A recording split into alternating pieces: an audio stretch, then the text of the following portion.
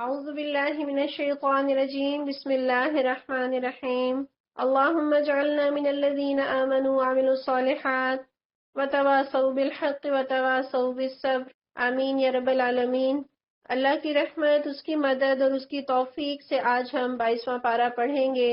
اللہ سے یہ دعا بھی کرتے ہیں کہ اللہ تعالی ہمیں دنیا کی ساری ہی بھلائیاں اور سارے ہی خیر عطا فرما دیجیے، اور ہمیں آخرت کی بھی کسی بھلائی اور کسی بھی خیر سے محروم نہ فرمائیے۔ اپنے سبق پر جانے سے پہلے آپ کو ایک حدیث سناتی ہوں۔ حضرت ابو موسیٰ اشعری بیان کرتے ہیں کہ نبی اکرم صلی اللہ علیہ وسلم نے فرمایا، قرآن پڑھنے والے مومن کی مثال سنترے کی سی ہے کہ اس کا مزہ بھی اچھا ہے اور خوشبو بھی اچھی ہے، اور قرآن نہ پڑھنے والے مومن کی مثال کھجور کی سی ہے کہ اس کا مزہ تو اچھا ہے لیکن کوئی خوشبو نہیں، اور قرآن پڑھنے والے منافق کی مثال ایک خوشبودار گھاس کی سی ہے کہ اس کی بو تو اچھی ہے لیکن مزہ کڑوا ہے، اور قرآن نہ پڑھنے والے منافق کی مثال تھوہر یعنی اندرائن جیسی ہے کہ اس کا مزہ بھی کڑوا ہے اور اس میں کوئی خوشبو نہیں۔ یہ ابن ماجہ کی حدیث ہے۔ تو یہاں نبی صلی اللہ علیہ وسلم نے 4 طرح کے کردار بیان کیے ہیں۔ آئیے میں اور آپ سنترے بن جائیں جس کا مزہ بھی اچھا ہو اور خوشبو بھی اچھی ہو، یعنی ہمارا کردار، ہمارا اخلاق قرآن کے آئینے میں ڈھلتا چلا جائے اور ہم اس خوشبو کو دوسروں کو بھی پہنچانے والے بن جائیں۔ اٹھ کے اب بزمیں جہاں کا اور ہی انداز ہے، مشرق و مغرب میں تیرے دور کا آغاز ہے۔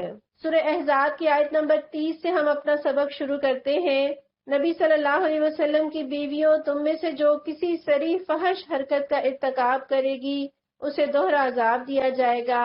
اللہ کے لیے یہ بہت آسان کام ہے، اور تم میں سے جو اللہ اور اس کے رسول صلی اللہ علیہ وسلم کی اطاعت کرے گی اور نیک عمل کریں گی اس کو ہم دوہرا اجر دیں گے، اور ہم نے اس کے لیے رزق کریم مہیا کر رکھا ہے۔ یہاں تھوڑی سی ہم اپنا ذہن میں آنے والی خلش کو دور کر لیں کہ ایسا نہیں تھا معاذ اللہ کہ ازواج مطہرات سے کسی برائی کا اندیشہ ہو، بلکہ مقصود بتانا ہے کہ ان کے مرتبے کے پیش نظر کسی بھی غلطی کے ارتکاب کی صورت میں دگنا عذاب ہو سکتا ہے، اور دراصل ان کے ذریعے سے امت کے لیے پیغام ہے کہ بہت نیک والدین کی اولاد ہونا یا کسی عالم دین کی بیوی ہونا ہمارے لیے کسی نجات کا سرٹیفکیٹ نہیں ہے۔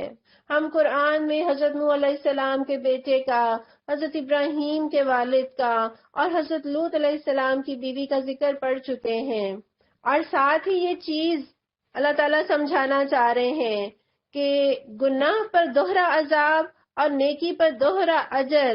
یہ اس کی کیا وجہ ہے کہ جو لوگ کسی بھی معاشرے کے اندر کسی بلند مرتبے پر سرفراز ہوتے ہیں، رہنما ہوتے ہیں، جن کے بہت سارے فالوورز، بہت سارے لائکس ہوتے ہیں، بہت بڑی تعداد میں لوگ ان کی پیروی کرتے ہیں، تو ایسے لوگوں کی برائی تنہا ان کی برائی نہیں ہوتی بلکہ ایک پوری قوم کے بگاڑ کا موجب بنتی ہے، اور ان کی بھلائی بھی صرف ان کی اپنی انفرادی بھلائی نہیں ہوتی بلکہ بہت سے انسانوں کی بھلائی کا، کامیابی کا ذریعہ بنتی ہے۔ اس لیے جب وہ برے کام کرتے ہیں تو اپنے بگاڑ کے ساتھ دوسروں کے بگاڑ کی بھی سزا پاتے ہیں، اور جب وہ نیک کام کرتے ہیں تو انہیں اپنی نیکی کے ساتھ اس بات کی بھی جزا ملتی ہے کہ انہوں نے دوسروں کو بھلائی کی راہ دکھائی۔ تو ہم میں سے جو کوئی جس مقام اور جس مرتبے پر بھی ہے اسی لحاظ سے اس کی ذمہ داری سخت ہے۔ ہماری نیکیاں ہمارے پیچھے چلنے والوں کے لیے رہنمائی کا باعث ہیں، اور جبکہ ہماری برائیاں ان کے بگاڑ کا باعث ہو سکتی ہیں، اور یہ معاملہ تنہا ہماری ذات تک نہیں رہے گا۔ اس لیے جس کی جتنی بڑی ذمہ داری ہے اس کو بہت زیادہ محتاط اور حساس ہونے کی ضرورت ہے۔ اس آیت سے یہ اصول بھی نکلتا ہے کہ جہاں جتنی زیادہ حرمت ہوگی اتنا ہی زیادہ اس حرمت کو پامال کرنے کا جرم بھی شدید ہوگا۔ مثلا مسجد میں شراب پینا گھر میں شراب پینے سے شدید تر جرم اور اس کی سزا زیادہ سخت، محرمات سے زنا کرنا غیر عورت سے زنا کرنے کی بنسبت زیادہ سخت گناہ ہے اور اس پر زیادہ سخت عذاب ہے۔ اس کو آپ یوں بھی سمجھ لیں کہ تاج پہننے والا سر بھوجل ہوتا ہے، heavy is the head that wears the crown، یعنی وہ لوگ جو ذمہ دار ہیں وہ کیا ہیں، ذمہ داریاں ان کے سر کو بوجھل کر دیتی ہیں۔ اللہ تعالیٰ فرما رہے ہیں کہ ہم نے ان کے لیے رزق کریم مہیا کر رکھا ہے۔ آپ صلی اللہ علیہ وسلم ایک بڑے علاقے کے حکمران تھے، لیکن آپ صلی اللہ علیہ وسلم کا مطمع نظر گھر والوں کی مادی ترقی نہیں تھی، اور نہ آپ نے ان کے لیے کوئی جائیدادیں بنائی، بلکہ جب آپ کی وفات ہوئی، حضرت عائشہ بتاتی ہیں کہ گھر میں جلنے والا چراغ کسی سے تیل مانگ کر جلایا گیا تھا، اور آپ صلی اللہ علیہ وسلم کی زرہ ایک یہودی کے پاس کچھ سیر جو کے بدلے رہن رکھی ہوئی تھی، اور حالت کیا تھی کہ 2.5 ماہ سے زائد مدت سے آپ کے گھر چولہا نہیں جلا تھا۔ اللہ تعالیٰ یہاں ان کے لیے رزق کریم کا وعدہ کر رہے ہیں۔ یہ دنیا کی سختیاں برداشت کی، فاقے برداشت کیے، اے نبی کی بیویوں ہم نے تمہارے لیے رزق کریم مہیا کر رکھا ہے۔ یا نساء النبی لستن کاحد من النساء، نبی صلی اللہ علیہ وسلم کی بیویوں تم عام عورتوں کی طرح نہیں ہو۔ اگر تم اللہ سے ڈرنے والی ہو تو دبی زبان سے بات نہ کیا کرو کہ دل کی خرابی کا مبتلا کوئی شخص لالچ میں پڑ جائے، بلکہ صاف اور سیدھی بات کرو۔ اس سے پتہ چلتا ہے کہ ضرورت پیش آنے پر کسی مرد سے بات کرنے میں مذائقہ نہیں، لیکن ایسے موقع پہ عورت کا لہجہ اور انداز گفتگو ایسا ہونا چاہیے جس سے بات کرنے والے مرد کے دل میں کبھی یہ خیال تک نہ گزر سکے کہ اس عورت سے کوئی اور توقع بھی قائم کی جا سکتی ہے۔ یعنی ٹو دی پوائنٹ بات ہو، بے تکلفی نہ ہو، سافٹ سپوکن نہ ہو، مٹھاس اور شیرینی گھلی ہوئی نہ ہو، غیر ضروری اور غیر متعلقہ بات نہ ہو، اور بات کے اندر دلچسپی کے پہلو پیدا نہ کیے جائیں۔ اور کہاں دین ہمیں سکھا رہا ہے کہ دبی زبان میں بات نہ کرو، اور کہاں ملکہ ترنم کا اعزاز، آواز کے جادو جگانا، اور اس سے نہ سنانے والی کا کوئی اسلام بگڑے اور نہ سننے والوں کا۔ تو مجھے اور آپ کو فکر کرنے کی اور سوچنے کی ضرورت ہے۔ ہمارے دین کے اندر عورت اذان نہیں دیتی اور نہ ہی بول کر امام کو ٹوکتی ہے۔ اس کا یہ مطلب ہرگز نہیں کہ عورت کی آواز کبھی ایسے ہی پردہ ہے جیسے کہ اس کے چہرے کا پردہ ہے۔ وہ گفتگو کر سکتی ہے، وہ بات کر سکتی ہے، لیکن ضرورت کی حد تک۔ ہم دیکھتے ہیں کہ امت کو آدھا علم تو حضرت عائشہ سے ملا، اور آپ صلی اللہ علیہ وسلم کی نجی زندگی کے حالات حضرت عائشہ کے ذریعے ہی امت کو پہنچے۔ اتنا بڑا رول تھا حضرت عائشہ کا، صحابہ آپ سے علم سیکھا کرتے تھے، آپ سے مسائل آ کے دریافت کیا کرتے تھے، اور آپ پس پردہ ان کی رہنمائی فرمایا کرتی تھیں۔ اور آج کے حالات ہم دیکھیں، یہاں اللہ تعالیٰ نے دل کی خرابی کے مبتلا شخص کی بات کی ہے، اور آج تو دل کے مریض 99% تک بڑھ گئے ہیں، ایمان کی شریانیں گناہوں کے کولیسٹرول سے پٹی پڑی ہیں۔ تو ایسے میں تو مجھے اور آپ کو اور زیادہ احتیاط کرنی چاہیے۔ وَقَرْنَ فِي بِيُوتِكُنَّ، اور اپنے گھروں میں ٹک کر رہو، وَلَا تَبَرَّجْنَ تَبَرُّجَ الْجَاهِلِيَّةِ الْأُولَى، اور سابق دور جاہلیت کی سی سج دھج نہ دکھاتی پھرو۔ یہاں اب اللہ تعالیٰ نے کیا بتایا مجھے اور آپ کو؟ وقار کے ساتھ، سکون کے ساتھ اپنے گھروں میں چین سے بیٹھو۔ اس سے پتہ چلتا ہے کہ عورت کا اصل دائرہ عمل اس کا گھر ہے، اسی دائرے میں رہ کر اسے اطمینان کے ساتھ اپنے فرائض انجام دینے چاہیے، اور گھر سے باہر بوقت ضرورت اور بقدر ضرورت ہی نکلنا چاہیے۔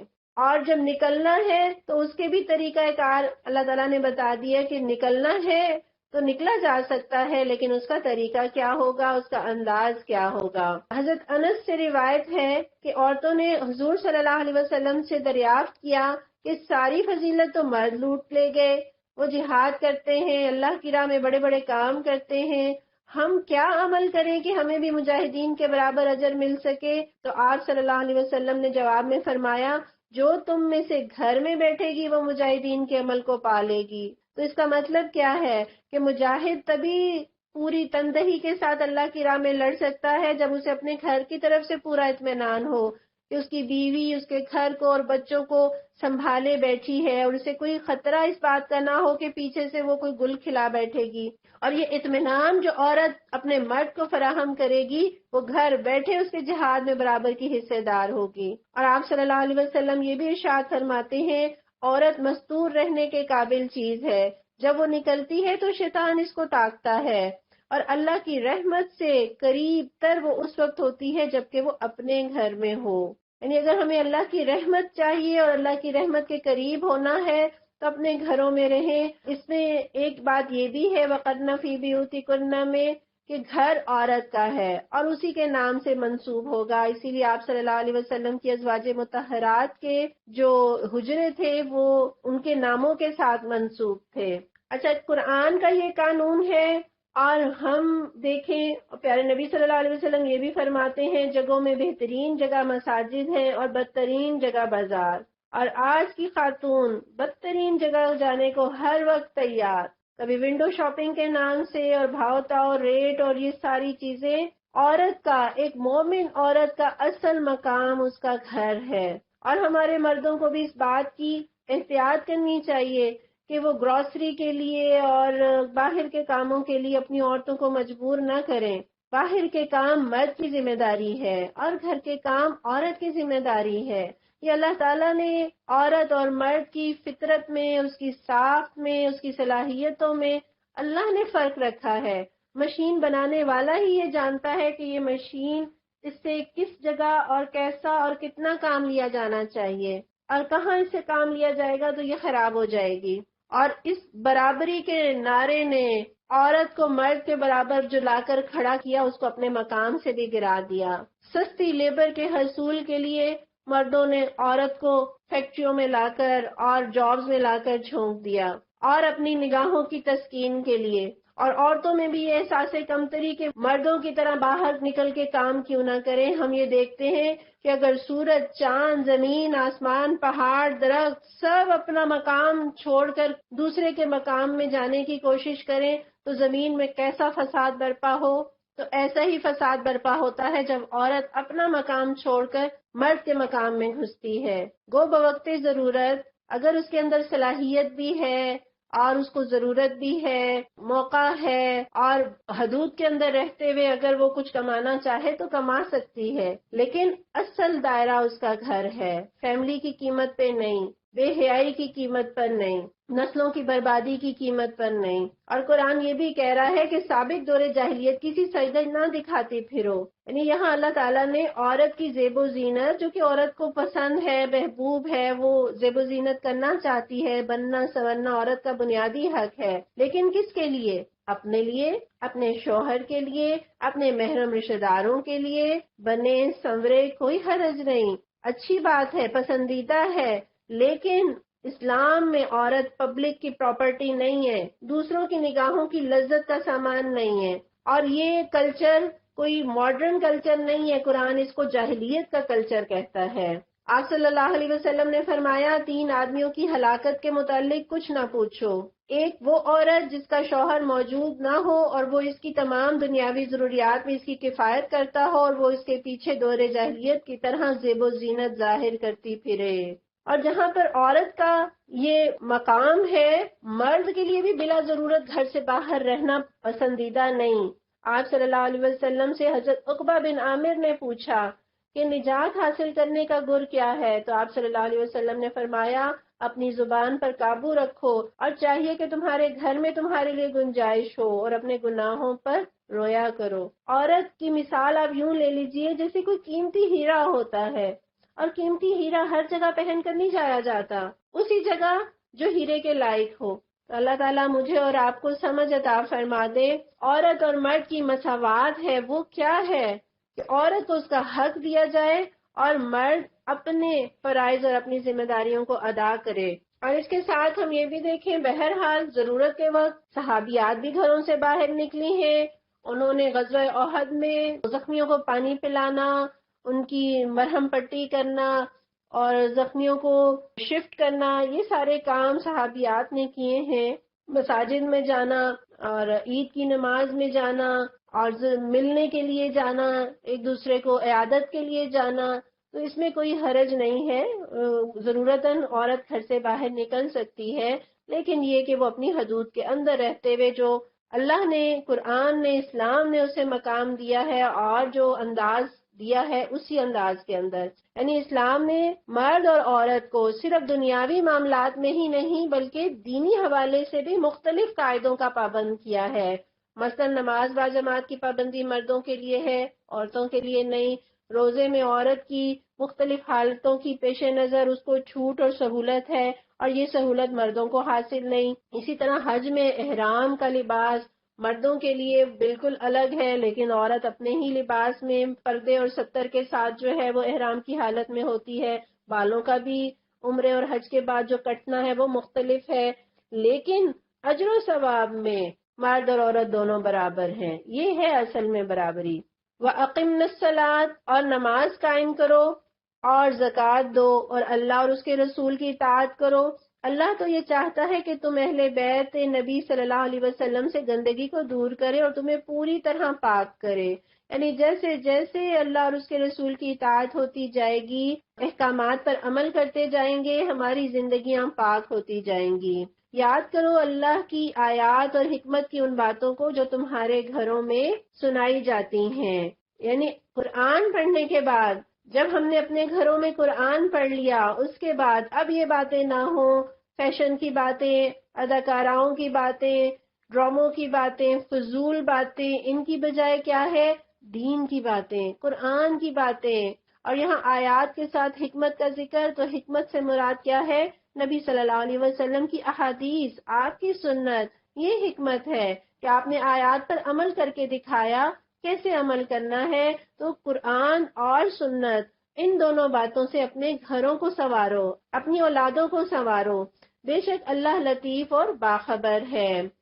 قرآن کا یہ انداز ہے کہ وہ جمع مذکر کا صیغہ استعمال کرتا ہے، جس میں عورتیں اور مرد سب شامل ہوتے ہیں۔ اور حضرت ام سلمہ بیان کرتی ہیں کہ میں نے عرض کیا، اللہ کے رسول، قرآن میں جس طرح مردوں کا ذکر ہوتا ہے ہم عورتوں کا نہیں ہوتا۔ تو فرماتی ہیں اچانک ایک دن میں نے ممبر پر آپ کی آواز سنی، میں نے دروازے کے قریب ہو کر کان لگایا تو آپ فرما رہے تھے، اے لوگو، اللہ تعالیٰ فرماتے ہیں ان المسلمین والمسلمات والمؤمنین والمؤمنات والقانتین والقانتات، یعنی یہی آیت جو ابھی میں اور آپ پڑھنے جا رہے ہیں، اس آیت کی آپ صلی اللہ علیہ وسلم نے ممبر پر تلاوت فرمائی۔ پڑھتے ہیں اس کو بالیقین جو مرد اور جو عورتیں مسلم ہیں، یعنی جنہوں نے اسلام کو اپنے ضابطۂ حیات کے طور پر تسلیم کر لیا ہے، مومن ہیں، یعنی ایسا نہیں ہے کہ انہوں نے اس دین کو مجبوراً تسلیم کیا ہو، بلکہ دل سے تسلیم کرنے والے ہیں، مطیع فرمان ہیں۔ اس کا بھی یہ مطلب ہے وہ صرف زبان سے اقرار کرنے والے نہیں ہیں، بلکہ عملاً اطاعت کرنے والے بھی ہیں،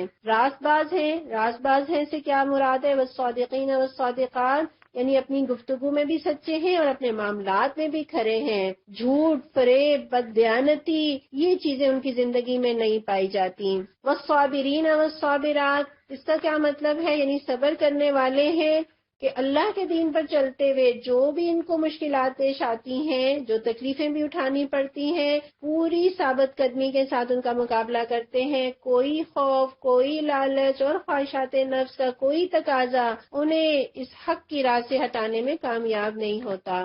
اللہ کے آگے جھکنے والے ہیں، اس کا ایک مطلب تو یہ ہے کہ نماز پڑھنے والے ہیں، اور دوسرا مطلب کیا ہے کہ وہ تکبر کرنے والے نہیں ہوتے، ان کے دل اور ان کے جسم دونوں ہی اللہ کے آگے جھکے رہتے ہیں۔ صدقہ دینے والے ہیں، یہاں صدقہ دینے سے مراد صرف زکوٰۃ ادا کرنا نہیں ہے، بلکہ عام خیرات بھی شامل ہے۔ اللہ کے دین کو سربلند کرنے کے لیے اپنا مال لٹاتے ہیں، اور جہاں کہیں کوئی یتیم، بیمار، کوئی مصیبت زدہ نظر آئے تو اس کی مدد کرنے میں بھی دریغ سے کام نہیں لیتے۔ روزہ رکھنے والے ہیں، اس سے مراد بھی فرضی روزہ بھی ہے اور نفلی روزہ بھی ہے۔ والحافظین فروجہم والحافظات، اور اپنی شرمگاہوں کی حفاظت کرنے والے ہیں۔ حفاظت سے کیا مراد ہے کہ ایک تو وہ زنا سے پرہیز کرتے ہیں اور دوسرے وہ حیادار ہوتے ہیں، وہ ایسا لباس پہنتے ہیں جس میں جسم نہ جھلکے اور نہ اتنا چست ہو کہ جسم کی ساخت اس میں نمایاں ہو، وہ اپنی حیا کی حفاظت کرتے ہیں، اور اللہ کو کثرت سے یاد کرنے والے ہیں۔ اللہ کو کثرت سے یاد کرنے سے کیا مراد ہے کہ مومن اپنے ہر معاملے میں اللہ سے مدد مانگے، ہر نعمت ملنے پر اس کا شکر ادا کرے، ہر مصیبت کے آنے پر اسی کی طرف رجوع کرے، ہر برائی کا موقع سامنے آنے پر ڈر جائے کہ میرا اللہ مجھے دیکھ رہا ہے، اور ہر قصور سرزد ہو جانے پر اسی کی طرف پلٹ آئے، اور جو کام اور جو بات بھی وہ کرے اس میں اللہ کا ذکر ضرور آئے، کھائے تو بسم اللہ، فارغ ہو تو الحمدللہ، سوئے تو اللہ کو یاد کر کے، اٹھے تو اللہ کا نام لیتے ہوئے، بات چیت میں بھی بار بار بسم اللہ، الحمدللہ، انشاءاللہ، ماشاءاللہ، ایسے کلمات وہ کہتا رہے۔ حضرت عبداللہ بن بسر فرماتے ہیں کہ ایک آدمی نے کہا یا رسول اللہ، اسلام کے احکام مجھ پر بہت زیادہ ہو گئے، اس لیے آپ مجھے کوئی ایک چیز بتا دیں جسے میں مضبوطی سے پکڑ لوں۔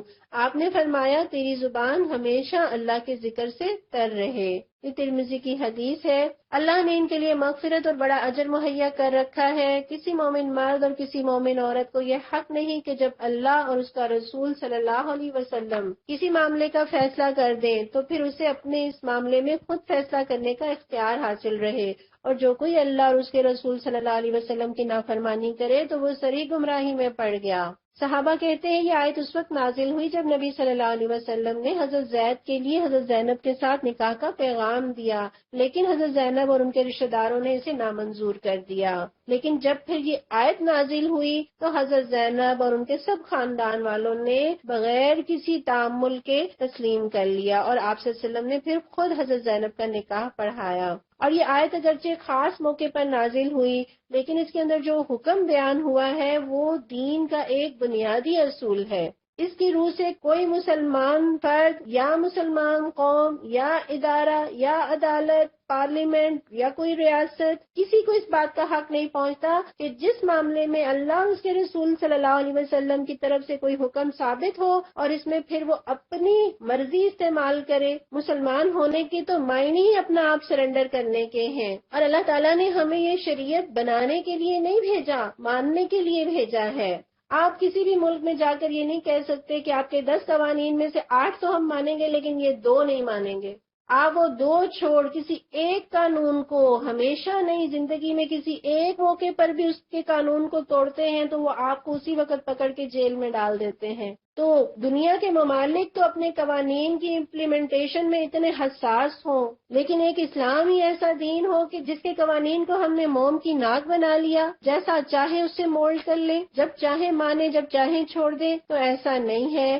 اے نبی صلی اللہ علیہ وسلم، یاد کرو وہ موقع جب تم اس شخص سے کہہ رہے تھے جس پر اللہ نے اور تم نے احسان کیا تھا کہ اپنی بیوی کو نہ چھوڑ اور اللہ سے ڈر۔ اس وقت تم اپنے دل میں وہ بات چھپائے ہوئے تھے جسے اللہ کھولنا چاہتا تھا۔ تم لوگوں سے ڈر رہے تھے، حالانکہ اللہ اس کا زیادہ حقدار ہے کہ تم اس سے ڈرو۔ پھر جب زید رضی اللہ تعالیٰ عنہ اس سے اپنی حاجت پوری کر چکے تو ہم نے اس متعلقہ خاتون کا آپ سے نکاح کر دیا تاکہ مومنوں پر اپنے منہ بولے بیٹوں کی بیویوں کے معاملے میں کوئی تنگی نہ رہے جبکہ وہ ان سے اپنی حاجت پوری کر چکے ہوں، اور اللہ کا حکم تو عمل میں آنا ہی چاہیے تھا۔ اس سارے واقعے میں ذکر ہو رہا ہے حضرت زید کا۔ یہ وہ واحد صحابی ہیں جن کا نام قرآن میں آتا ہے۔ یہ حضرت خدیجہ کے غلام تھے۔ جب نبی صلی اللہ علیہ وسلم کی حضرت خدیجہ سے شادی ہوئی تو آپ صلی اللہ علیہ وسلم کو ان کی عادتیں اور اطوار بہت پسند آئے، اور پھر جب حضرت زید کے والد اور چچا انہیں ڈھونڈتے ہوئے پہنچ آئے اور انہوں نے آپ صلی اللہ علیہ وسلم سے ان کی واپسی کا مطالبہ کیا تو آپ صلی اللہ علیہ وسلم نے انہیں آزادی دی کہ چاہو تو ان کے ساتھ چلے جاؤ اور چاہو تو میرے ساتھ رہو۔ تو انہوں نے جواب دیا کہ میں آپ کو چھوڑ کر کسی کے پاس نہیں جانا چاہتا۔ تو ان کے باپ اور چچا نے کہا کیا تو آزادی پر غلامی کو ترجیح دینا چاہتا ہے؟ تو انہوں نے جواب دیا کہ میں نے ان کے اندر جو صاف دیکھے ہیں ان کا تجربہ کر لینے کے بعد اب دنیا میں کسی کو بھی اس پر ترجیح نہیں دے سکتا۔ کتنے سمجھدار ہیں۔ حضرت زید کا یہ جواب سن کر ان کے باپ اور چچا بخوشی راضی ہو گئے، اور اسی وقت حضرت زید کو آپ صلی اللہ علیہ وسلم نے آزاد کر دیا اور اعلان کر دیا کہ آج سے زید میرا بیٹا ہے۔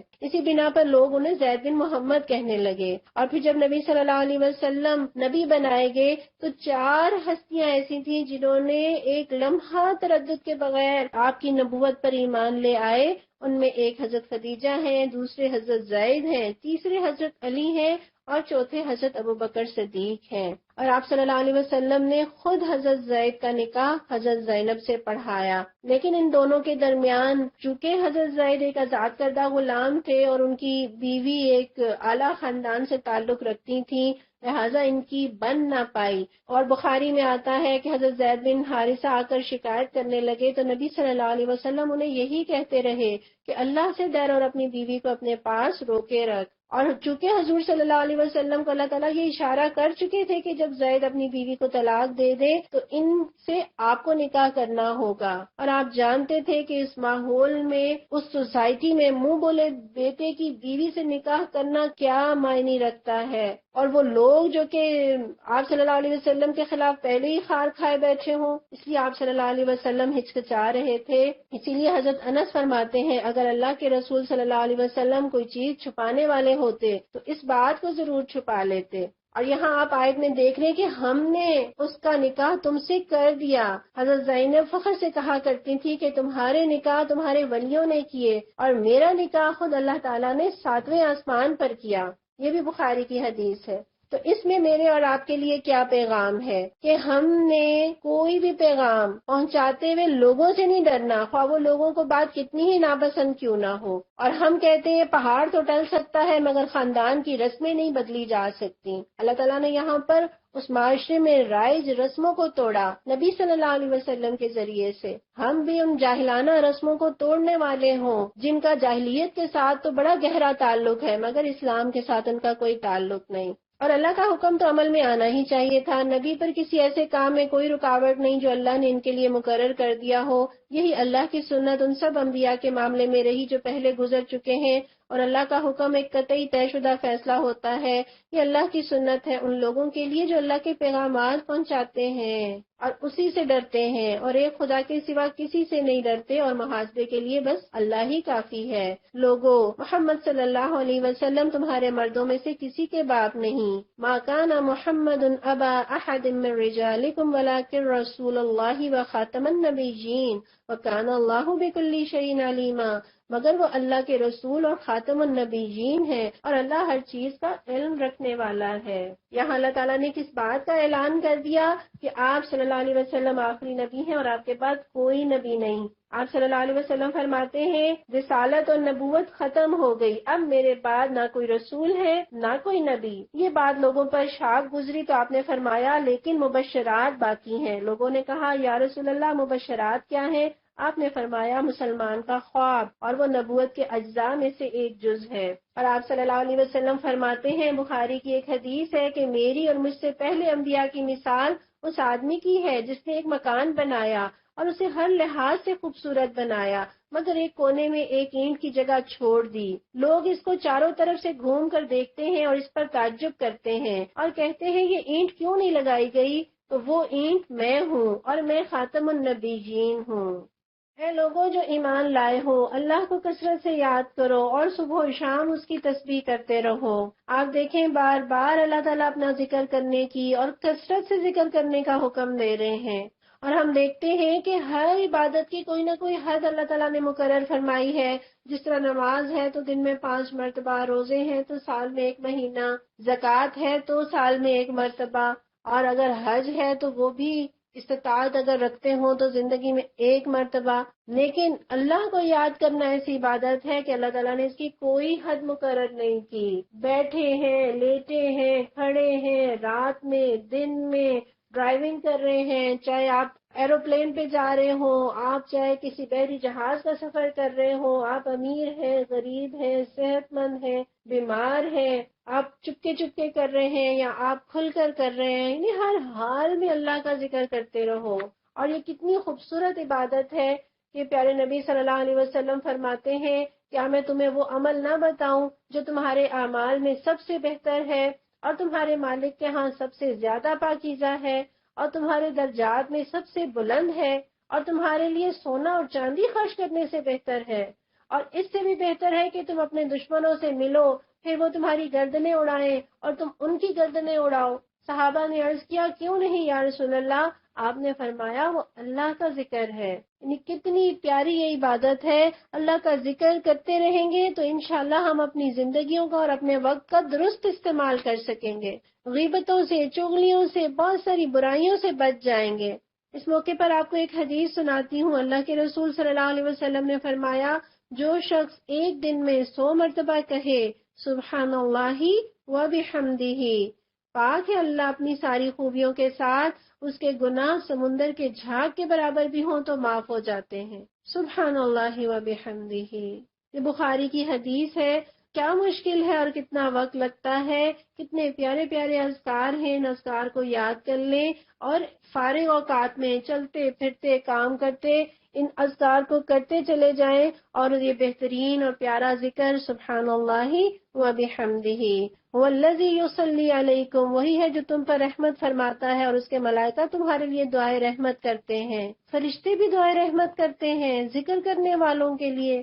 اور پیارے نبی کی حدیث ہے، یقیناً فرشتے تم میں سے ہر اس شخص کے لیے دعا کرتے رہتے ہیں جو اپنی نماز کی جگہ میں رہے، یعنی نماز سے فارغ ہو کر اپنی جگہ پر ہی بیٹھا رہے جب تک کہ وہ بے وضو نہ ہو۔ اور فرشتے کیا دعا کرتے ہیں؟ اللہم اغفر لہ وارحمہ، اے اللہ اس کو بخش دے، اے اللہ اس پر رحم فرما تاکہ وہ تمہیں تاریکیوں سے روشنی میں نکال لائے۔ وہ مومنوں پر بہت مہربان ہے، جس روز وہ اس سے ملیں گے تو ان کا استقبال سلام سے ہوگا اور ان کے لیے اللہ نے بڑا باعزت اجر فراہم کر رکھا ہے۔ اے نبی صلی اللہ علیہ وسلم، ہم نے تمہیں بھیجا ہے گواہ بنا کر، بشارت دینے والا اور ڈرانے والا بنا کر، اللہ کی اجازت سے اس کی طرف دعوت دینے والا بنا کر اور روشن چراغ بنا کر۔ بشارت دے دو ان لوگوں کو جو تم پر ایمان لائے ہیں کہ ان کے لیے اللہ کی طرف سے بڑا فضل ہے، اور ہرگز نہ دبو کفار اور منافقین سے، کوئی پرواہ نہ کرو ان کی اذیت رسانی کی، بھروسہ کر لو اللہ پر، اللہ کے پریشر کو محسوس کر لے، لوگوں کا پریشر خود بخود کم ہو جائے گا۔ وَتَوَكَّلْ عَلَى اللَّهِ وَكَفَى بِاللَّهِ وَكِيلًا، اور بھروسہ کر لو اللہ پر، اللہ ہی اس کے لیے کافی ہے کہ آدمی اپنے معاملات اس کے سپرد کرے۔ تو آئیے میں اور آپ اپنے معاملات کو اللہ کے حوالے کرتے ہیں۔ اے لوگوں جو ایمان لائے ہو، جب تم مومن عورتوں سے نکاح کرو اور پھر انہیں ہاتھ لگانے سے پہلے طلاق دے دو تو تمہاری طرف سے ان پر کوئی عدت لازم نہیں ہے۔ اس سے پتہ چلا کہ اگر رخصتی سے پہلے طلاق ہو جائے تو اس پر کوئی عدت نہیں جس کے پورے ہونے کا تم مطالبہ کر سکو، لہٰذا انہیں کچھ مال دو اور بھلے طریقے سے رخصت کرو۔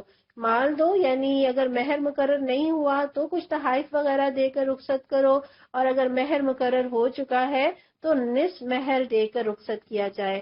اور بھلے طریقے سے رخصت کرنے سے مراد صرف یہ نہیں کہ دے دلا کر رخصت کرو، بلکہ اس سے مراد یہ بھی ہے کہ ایسا نہ ہو ایوب لوگوں کے سامنے بیان کرتا پھرے اور شکایتوں کے دفتر کھولے تاکہ کوئی دوسرا بھی اس عورت کو قبول کرنے کے لیے تیار نہ ہو۔ اے نبی صلی اللہ علیہ وسلم، ہم نے تمہارے لیے حلال کر دی تمہاری وہ بیویاں جن کے مہر تم نے ادا کیے ہیں، اور وہ عورتیں جو اللہ کی عطا کردہ لونڈیوں میں سے تمہاری ملکیت میں آئیں۔ یہ کون تھیں؟ حضرت ماریہ، حضرت صفیہ، حضرت جویریہ اور حضرت ریحانہ، اور تمہاری وہ چچا زاد اور پھپھی زاد اور ماموں زاد اور خالہ زاد بہنیں جنہوں نے تمہارے ساتھ ہجرت کی ہے، یعنی جنہوں نے تمہاری طرح ہجرت کی ہے۔ چنانچہ اس اجازت کے مطابق آپ نے حضرت ام حبیبہ سے نکاح فرمایا، اور اس سے یہ بھی پتہ چلتا ہے کہ چچا، ماموں، پھپھی اور خالہ کی بیٹیاں ایک مسلمان کے لیے حلال ہیں۔ عیسائی کیا کہتے ہیں؟ عیسائیوں کے ہاں کسی ایسی عورت سے نکاح نہیں ہو سکتا جس سے 7 پشت تک بھی مرد کا نسب ملتا ہو، اور یہودیوں کے ہاں تو سگی بھانجی بھتیجی تک سے نکاح جائز ہے۔ اور یہاں اسلام ہمیں طریقہ بتاتا ہے کہ کن سے نکاح کیا جا سکتا ہے اور کن سے نہیں۔ اور وہ مومن عورت جس نے اپنے آپ کو نبی صلی اللہ علیہ وسلم کے لیے ہبہ کیا ہو، اگر نبی صلی اللہ علیہ وسلم اسے نکاح میں لینا چاہے، اس اجازت میں آپ نے حضرت میمونہ سے نکاح کیا۔ یہ رعایت خالصتاً تمہارے لیے ہے، دوسرے مومنوں کے لیے نہیں ہے۔ یہاں آپ یہ دیکھیں کہ چونکہ اب جو حضرت زینب سے آپ کا نکاح ہوا تو لوگوں نے باتیں بنانا شروع کر دی کہ عام مسلمانوں کے لیے تو 4، لیکن آپ صلی اللہ علیہ وسلم کے لیے 4 سے زیادہ کی اجازت کیوں ہے؟ تو اللہ تعالیٰ فرما رہے ہم نے تمہارے لیے حلال کی، یعنی عام مسلمانوں کو بھی 4 کی اجازت دینے والے ہم ہیں، اور اے نبی آپ کو بھی زائد کی اجازت دینے والے ہم ہی ہیں۔ اور آپ صلی اللہ علیہ وسلم پر تو بہت ساری اور بھی ایسی پابندیاں تھیں جو عام مسلمانوں پر نہیں، جیسے تہجد آپ صلی اللہ علیہ وسلم پر فرض تھی لیکن باقی امت کے لیے نفل ہے۔ آپ صلی اللہ علیہ وسلم اور آپ کے خاندان والوں کے لیے صدقہ لینا حرام ہے، باقی جو مسکین ہیں، یتیم ہیں، ان کے لیے صدقہ لینا جائز ہے۔ اور آپ صلی اللہ علیہ وسلم کی میراث تقسیم نہیں ہو سکتی تھی عام مسلمانوں کی طرح، اور آپ کے لیے بیویوں کے درمیان عدل کرنا واجب نہیں تھا جبکہ باقی مسلمان مردوں پر واجب ہے۔ اس کے باوجود نبی صلی اللہ علیہ وسلم نے عدل کیا، اور آپ اگر کسی دن کسی بیوی کے ہاں جانا چاہتے جو اس کی باری کا دن نہ ہوتا تو باقی بیویوں سے اس کی اجازت لیتے باقاعدہ. اور آپ صلی اللہ علیہ وسلم کی بیویاں امت پر حرام کر دی گئیں جبکہ باقیوں کے ساتھ ایسا نہیں ہے. اور آپ صلی اللہ علیہ وسلم کے لیے اہل کتاب کی عورت سے بھی نکاح ممنوع تھا. اور یہاں ہم یہ بھی دیکھتے ہیں کہ آپ صلی اللہ علیہ وسلم نے 25 سال کی عمر میں ایک ایسی خاتون سے شادی کی جس کی عمر اس وقت 40 سال تھی، اور پورے 25 برس آپ صلی اللہ علیہ وسلم ان کے ساتھ نہایت خوشگوار زندگی بسر کرتے رہے. اور پھر جب ان کی وفات ہو گئی تو آپ نے ایک اور سن رسیدہ خاتون حضرت سودا سے نکاح کیا، اور پورے 4 سال تک تنہا وہی آپ کی بیوی رہیں. اور دوسرا ہم یہاں دیکھیں کہ آپ صلی اللہ علیہ وسلم کو جو عظیم ذمہ داری اللہ تعالیٰ نے ڈالی تھی، جس میں کہ مردوں کو بھی تربیت دینی تھی، عورتوں کو بھی تربیت دینی تھی، اور اسلام کا جو مزاج ہے کہ مرد اور عورت آزادانہ مکس گیدرنگ ان کی نہیں ہوں گی، اس لیے اس حوالے سے عورتوں کی براہ راست تربیت کرنا آپ کے لیے ممکن نہیں تھا. اس حوالے سے یہی ایک صورت ممکن تھی کہ آپ مختلف عمروں مختلف ذہنی صلاحیتوں کی خواتین سے نکاح کریں اور ان کو براہ راست خود تعلیم دے کر انہیں اس کام کے لیے تیار کریں کہ وہ عوام الناس کی اور خواتین کی تربیت کریں. اور ہم دیکھتے ہیں کہ آپ صلی اللہ علیہ وسلم کی وفات کے بعد 48 سال تک حضرت عائشہ زندہ رہیں اور تعلیم دیتی رہیں. اور حضرت ام سلمہ کے فتاوی کی تعداد اتنی ہے کہ ابن قیم کہتے ہیں کہ پوری کتاب بن سکتی ہے. اور آپ صلی اللہ علیہ وسلم نے جو مختلف خاندانوں میں نکاح کیے، بہت سی دوستیوں کو پختہ کیا اور بہت سی دشمنیوں کو ختم کیا. جس طرح حضرت عائشہ اور حضرت حفصہ کے ساتھ نکاح کر کے حضرت ابوبکر صدیق اور حضرت عمر کے ساتھ آپ نے اپنے تعلقات کو اور زیادہ مستحکم کیا. اور حضرت ام سلمہ اس خاندان کی تھیں جن کا ابو جہل اور خالد بن ولید کے ساتھ تعلق تھا، اور حضرت ام حبیبہ ابو سفیان کی بیٹی تھیں. ان شادیوں نے بڑی حد تک ان خاندانوں کی دشمنی کا زور توڑ دیا. اور حضرت صفیہ اور حضرت جویریہ اور ریحانہ رضی اللہ عنہم یہ یہودی خاندانوں سے تھیں. انہیں آزاد کر کے جب آپ صلی اللہ علیہ وسلم نے نکاح کیے تو آپ کے خلاف یہودیوں کی سرگرمیاں ٹھنڈی پڑ گئیں، کیونکہ اس زمانے کی روایات میں یہ تھا کہ کسی قبیلے کی بیٹی بیاہی جاتی تھی تو وہ صرف لڑکی کے خاندان ہی کا نہیں بلکہ پورے قبیلے کا داماد سمجھا جاتا تھا. ہم کو معلوم ہے کہ عام مومنوں پر ان کی بیویوں اور لونڈیوں کے بارے میں ہم نے کیا حدود عائد کیے ہیں. تمہیں ان حدود سے ہم نے اس لیے مستثنا کیا ہے تاکہ تمہارے اوپر کوئی تنگی نہ رہے. اور اللہ غفور الرحیم ہے. تم کو اختیار دیا جاتا ہے کہ اپنے بیویوں میں سے جس کو چاہو اپنے سے الگ رکھو، جسے چاہو اپنے ساتھ رکھو، جسے چاہو الگ رکھنے کے بعد اپنے پاس بلا لو. اس معاملے میں تم پر کوئی مضائقہ نہیں. اس طرح زیادہ متوقع ہے کہ ان کی آنکھیں ٹھنڈی رہیں گی اور وہ رنجیدہ نہ ہوں گی، اور جو کچھ بھی تم ان کو دو گے اس پر وہ سب راضی رہیں گی. اللہ جانتا ہے جو کچھ تمہارے دلوں میں ہے. اللہ علیم اور حلیم ہے. بہرحال ایک ضمناً اس سے ایک مسئلہ یہ نکلتا ہے کہ جو دینی مناسب پر کام کرنے والے لوگ ہوتے ہیں ان کو گھر والوں کو کچھ گنجائشیں دینی چاہیے.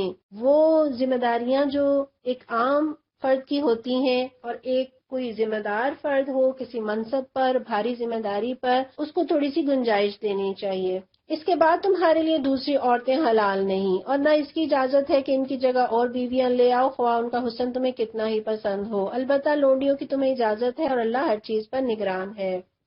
اے لوگوں جو ایمان لائے ہو، نبی صلی اللہ علیہ وسلم کے گھروں میں بلا اجازت نہ چلے آیا کرو. یہاں بظاہر تو نبی صلی اللہ علیہ وسلم کے گھر کا ذکر ہے، لیکن یہ قاعدہ عام ہے، سب گھروں کے اندر جانے کے لیے یہی قاعدہ ہے کہ اجازت لے کر جایا جائے. یہ پرانے زمانے میں جاہلیت کے زمانے کا یہ رواج تھا کہ بے دھڑک ایک دوسرے کے گھر میں چلے جایا کرتے تھے. اسلام ہمیں تہذیب سکھاتا ہے. نہ کھانے کا وقت تاکتے رہو، یعنی ایسا نہ ہو کہ آپ یہ دیکھتے رہیں کہ کھانے کا وقت ہو جائے تو ایسے وقت میں ہم کسی کے گھر جائیں تاکہ وہ ہمیں کھانا بھی سرو کرے. یعنی یہ طریقہ اچھا نہیں، مناسب نہیں. ہاں اگر تمہیں کھانے پر بلایا جائے تو ضرور آؤ، یعنی کھانے پر کسی کا بلایا جانا ہی دراصل ان کی طرف سے اجازت ہے. ایسے موقع پہ ضرور جاؤ، مگر کیا کرو جب کھانا کھا لو تو منتشر ہو جاؤ اور باتیں کرنے میں نہ لگے رہو. یہ ایک اور بری عادت ہے کہ کھانا کھانے کے بعد بیٹھے رہنا، لمبی گپ شپ لگاتے رہنا. اس سے کیا ہوتا ہے، اہل خانہ کو اذیت ہوتی ہے، تکلیف ہوتی ہے. پیارے نبی صلی اللہ علیہ وسلم وسلم کا جس روز حضرت زینب کے ساتھ ولیمہ تھا، اس روز عام لوگ تو کھانے سے فارغ ہو کر رخصت ہو گئے، مگر 2-3 لوگ بیٹھ کر باتیں کرنے میں لگ گئے۔ تنگ آ کر آپ صلی اللہ علیہ وسلم اٹھے، ازواج مطہرات کے ہاں چکر لگایا، واپس تشریف لائے تو پھر بھی لوگ وہیں بیٹھے ہوئے تھے، تو اللہ تعالیٰ نے اس موقع پر یہ آیات نازل کر دی کہ تمہاری یہ حرکتیں نبی صلی اللہ علیہ وسلم کو تکلیف دیتی ہیں، مگر وہ شرم کی وجہ سے کچھ نہیں کہتے، اور اللہ حق بات کہنے میں نہیں شرماتا۔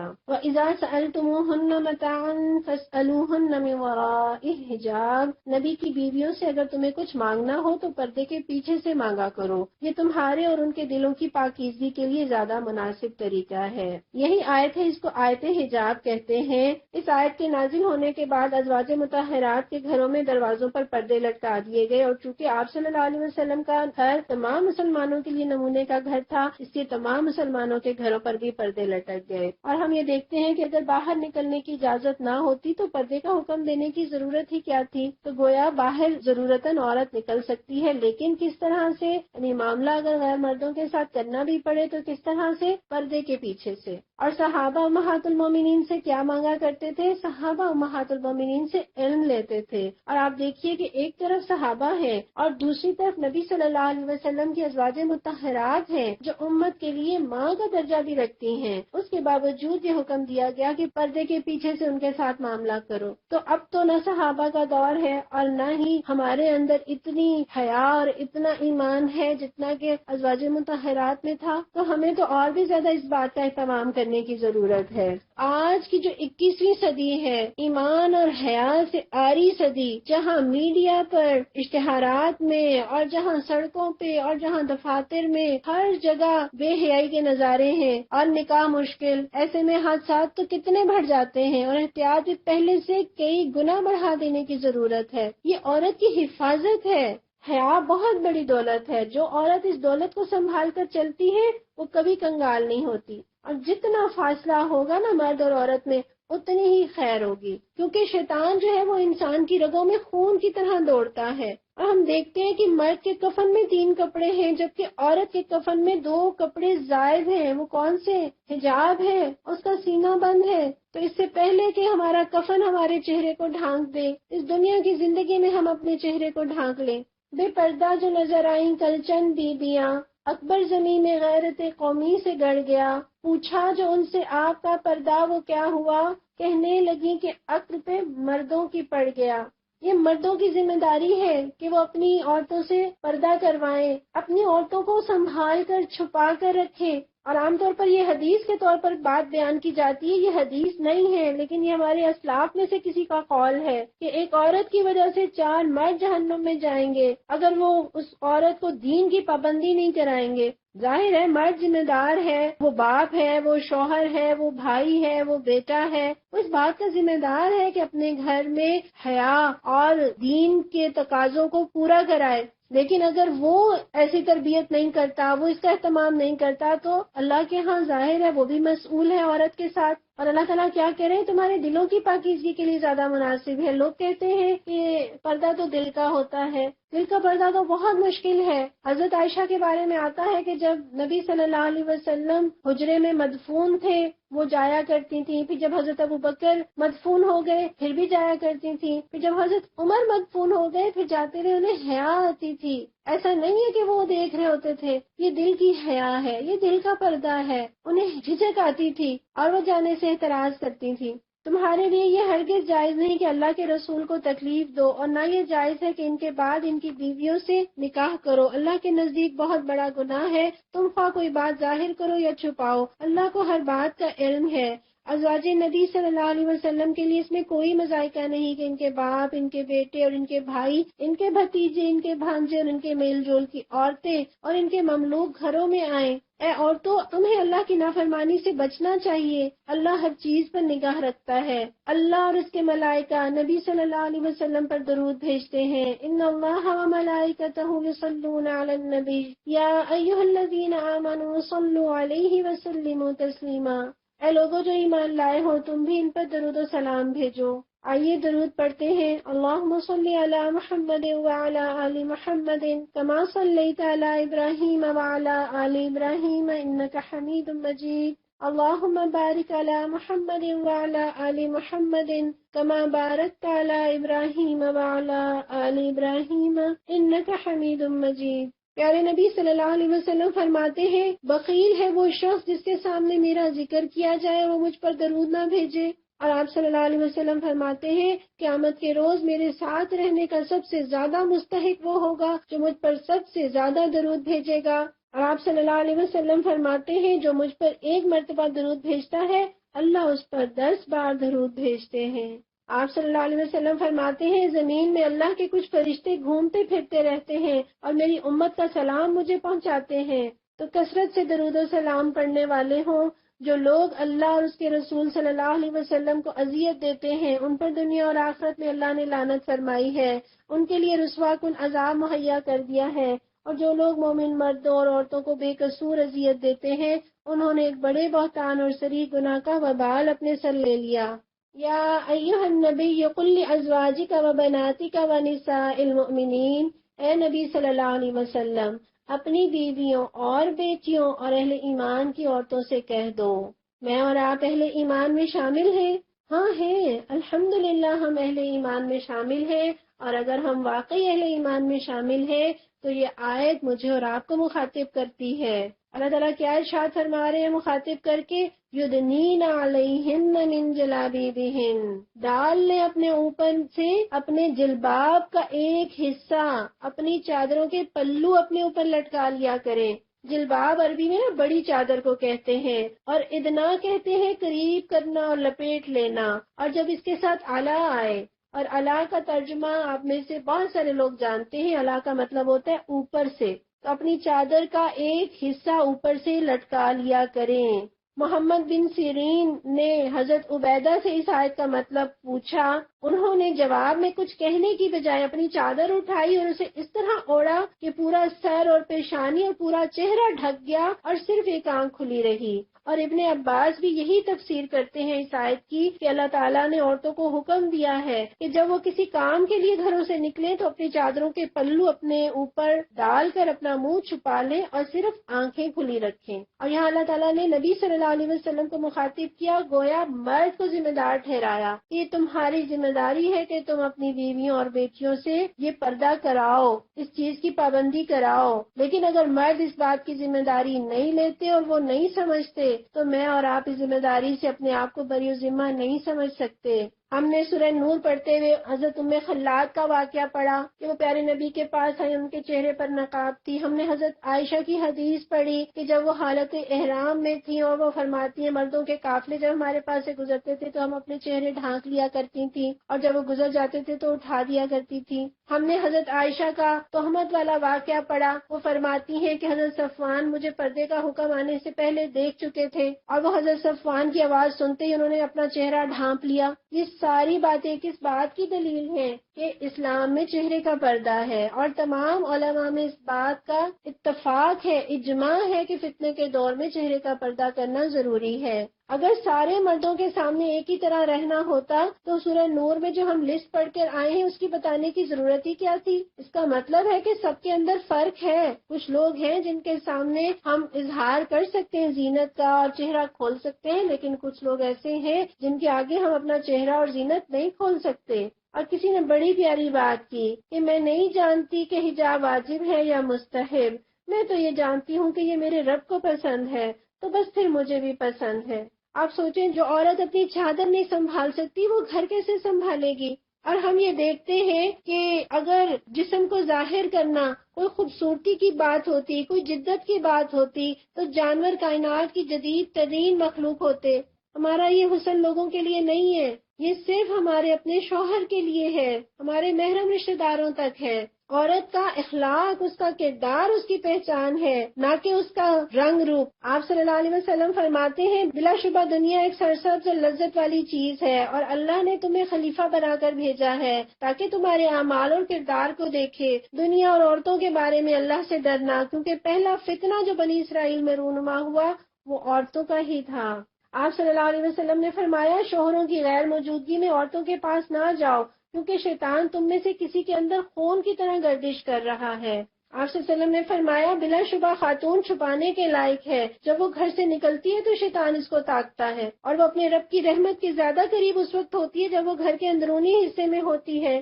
آپ دیکھیں کہ عورت کی سب سے بڑی زینت کیا ہے؟ اس کا چہرہ۔ قرآن جنتی عورتوں کی تعریف بیان کرتا ہے، فیہن قاصرات الطرف، وہ نگاہیں بچانے والیاں، حور و مقصورات فی الخیام، وہ خیموں میں ٹھہرائی گئی حوریں، کامثال اللؤلؤ مکنون، چھپا کر رکھے گئے موتی، جیسے انڈے کے چھلکے کے نیچے چھپی ہوئی جھلی۔ یعنی ہر جگہ آپ دیکھیں کہ ایک چھپی ہوئی عورت، گھر کے اندر ٹھہرائی گئی عورت، ایک پردے کی عورت کا تصور ہے۔ حضرت فاطمہ فرماتی ہیں عورت کی خوبی دو باتوں میں ہے، اول یہ کہ اسے کوئی نامحرم نہ دیکھے، اور دوسری یہ کہ وہ کسی نامحرم کو نہ دیکھے۔ علامہ اقبال ایک فارسی کا شعر لکھتے ہیں اور اس میں کہتے ہیں کہ حضرت فاطمہ کا کردار اپناؤ اور خود کو دور حاضر سے چھپا کر بچا کر رکھو، تاکہ تمہاری گود میں حضرت حسین جیسے پھول کھلے۔ میں نے دیکھا ہے فیشن میں الجھ کر اکثر، تم نے اسلاف کی عزت کے کفن بیچ دیے، نئی تہذیب کی بے روح بہاروں کے عوض اپنی تہذیب کے شاداب چمن بیچ دیے۔ اللہ تعالیٰ نے قرآن میں درود کا حکم دیا، ہم نے فوراً پڑھ لیا، لیکن اسی قرآن میں اسی کے بعد اللہ تعالیٰ نے پردے کا حکم دیا، تو میں اور آپ کیا کریں؟ ہم رک جائیں؟ نہیں، سمعنا واطعنا، ایسا نہیں ہے۔ جو حکم ہمیں آسان لگے گا اسے تو ہم لے لیں گے، لیکن جو مشکل لگے گا اسے ہم چھوڑ دیں گے۔ اللہ نے ہماری ایکسٹرا کیئر کی ہے، ہماری حفاظت کی ہے، اور ہم بھی قیمتی اشیاء کی حفاظت کرتے ہیں بجائے اس کے کہ ہم چور کو الزام دیں۔ یہ زیادہ مناسب طریقہ ہے تاکہ وہ پہچان لی جائیں اور نہ ستائی جائیں۔ اللہ غفور الرحیم ہے۔ جب ہم اس حکم پر عمل نہیں کر رہے ہوتے تو ہم کہتے ہیں اللہ غفور الرحیم ہے، جبکہ آیت میں دیکھیں کہ اللہ تعالیٰ اس حکم کے کرنے کا کہہ رہے ہیں اور پھر فرما رہے ہیں کہ اللہ غفور الرحیم ہے۔ یعنی حکم پر عمل کریں گے، لیکن انسان اگر کوتاہی ہو جائے تو اللہ بخشنے والا مہربان ہے، یا جو کچھ پہلے ہو چکا اس کے بارے میں فکر مند نہ ہو، اللہ سے معافی مانگے، اللہ غفور الرحیم ہے۔ اگر منافقین اور وہ لوگ جن کے دلوں میں خرابی ہے اور وہ جو مدینہ میں ہے جان انگیز افواہیں پھیلانے والے ہیں، اپنی حرکتوں سے باز نہ آئے تو ہم ان کے خلاف کارروائی کرنے کے لیے تمہیں اٹھا کھڑا کریں گے۔ اللہ کے حکموں پر اعتراض سب سے زیادہ کس کو ہوتا ہے؟ منافقین کو۔ مومن اعتراض نہیں کرتا۔ مجھے اور آپ کو اپنے بارے میں خود فیصلہ کرنے کا کوئی اختیار نہیں۔ اللہ تعالیٰ فرماتے ہیں پھر وہ اس شہر میں مشکل ہی سے تمہارے ساتھ رہ سکیں گے، ان پر ہر طرف سے لعنت کی بوچھاڑ ہوگی، جہاں کہیں پائے جائیں گے پکڑے جائیں گے اور بری طرح مارے جائیں گے۔ یہ اللہ کی سنت ہے جو ایسے لوگوں کے معاملے میں پہلے سے چلی آ رہی ہے، اور تم اللہ کی سنت میں کوئی تبدیلی نہ پاؤ گے۔ لوگ تم سے پوچھتے ہیں کہ قیامت کی گھڑی کب آئے گی؟ کہو اس کا علم تو اللہ ہی کو ہے، تمہیں کیا خبر شاید کہ وہ قریب ہی آ لگی ہو۔ بہرحال یہ یقینی امر ہے کہ اللہ نے کافروں پر لعنت کی ہے اور ان کے لیے بھڑکتی ہوئی آگ مہیا کر دی ہے جس میں وہ ہمیشہ رہیں گے، کوئی حامی و مددگار نہ پا سکیں گے۔ یوم تقلب وجوہہم فی النار، جس روز ان کے چہرے آگ پر الٹ پلٹ کیے جائیں گے، اس وقت وہ کہیں گے کاش ہم نے اللہ اور اس کے رسول کی اطاعت کی ہوتی۔ چہرے کے پردے والے رکوع میں ہی اللہ تعالیٰ نے یہاں اس بات کا ذکر کر دیا، اس دن سے ڈرے جس چہرے کو ہم سجاتے ہیں، جس چہرے کو ہم بہت خوبصورت بنا کر رکھتے ہیں، جس پر ذرا سا ایک پمپل بھی آ جائے تو ہمیں پریشانی ہونے لگتی ہے۔ اس روز کیا بنے گی جس روز چہرے آگ پر الٹ پلٹ کیے جائیں گے، جیسے روٹی کو دونوں سائیڈوں سے سیکا جاتا ہے۔ اس وقت وہ کہیں گے کاش ہم نے اللہ اور رسول کی اطاعت کی ہوتی، اور کہیں گے اے ہمارے رب، ہم نے اپنے سردار اور اپنے بڑوں کی اطاعت کی اور انہوں نے ہمیں راہ راست سے بے راہ کر دیا۔ اے رب، ان کو دوہرا عذاب دے اور ان پر سخت لعنت کر۔ اے لوگوں جو ایمان لائے ہو، ان لوگوں کی طرح نہ بن جاؤ جنہوں نے موسیٰ علیہ السلام کو اذیتیں دی تھیں، پھر اللہ نے ان کی بنائی ہوئی باتوں سے اس کی برات نازل فرمائی اور وہ اللہ کے نزدیک باعزت تھا۔ اے ایمان لانے والو، اللہ سے ڈرو اور ٹھیک بات کرو، درست بات کرو۔ ادھر ادھر کی بات کرنے کی بجائے، گھمانے پھرانے کی بجائے کیا ہے، درست بات کیا کرو۔ اللہ تمہارے اعمال درست کر دے گا اور تمہارے قصوروں سے درگزر فرمائے گا۔ جو شخص اللہ اور اس کے رسول کی اطاعت کرے اس نے بڑی کامیابی حاصل کی۔ ہم نے اس امانت کو آسمانوں اور زمین اور پہاڑوں کے سامنے پیش کیا تو وہ اسے اٹھانے کے لیے تیار نہ ہوئے اور اس سے ڈر گئے، مگر انسان نے اسے اٹھا لیا، بے شک وہ بڑا ظالم اور جاہل ہے۔ اس بارے امانت کو اٹھانے کا لازمی نتیجہ یہ ہے کہ اللہ منافق مردوں اور عورتوں اور مشرک مردوں اور عورتوں کو سزا دے، اور مومن مردوں اور عورتوں کی توبہ قبول کرے۔ اللہ درگزر فرمانے والا اور رحیم ہے۔ سورہ احزاب میں اللہ تعالیٰ نے پردے کے احکامات دیے، اور ہم یہ دیکھتے ہیں کہ اس حکم کے نازل ہونے کے کتنے مہینے اور کتنے سال بعد صحابیہ نے اس پر عمل کیا۔ مہینے سال تو درکنار، وہ تو سمینا و اطعنا کی تصویر تھی۔ اس آیت کے نازل ہونے کے بعد ہر عورت اٹھی اور اس نے موٹی چادر چھانٹ کر پردے کے لیے منتخب کر لی، اور اگلی نماز پر کوئی عورت ایسی نہیں تھی جس نے پردہ نہ کر رکھا ہو۔ اور پیارے نبی فرماتے ہیں کہ تم عمل کے لیے انتظار کرتے ہو اس خوشحالی کا جو آدمی کو سرکش بنا دے، یا انتظار کرتے ہو اس فقر کا جو سب کچھ بھلا دے، یا انتظار کرتے ہو حالت بگاڑ دینے والی بیماری کا، یا عقل و حواس کھو دینے والے بڑھاپے کا جس پہ پردہ ساکت اور گزری ہوئی زندگی بے پردہ ثبت ہو چکی ہو، یا اچانک آنے والی اور فنا کر دینے والی موت کا، یا تم منتظر ہو دجال کے، یا تم منتظر ہو قیامت کے، اور قیامت بڑا سخت حادثہ اور بڑا کڑوا گھونٹ ہے۔ اللہ مجھے اور آپ کو اور ہماری نسلوں کو اس دن کے آنے سے پہلے اللہ کے حکموں کو پورا کرنے والا بنا دے۔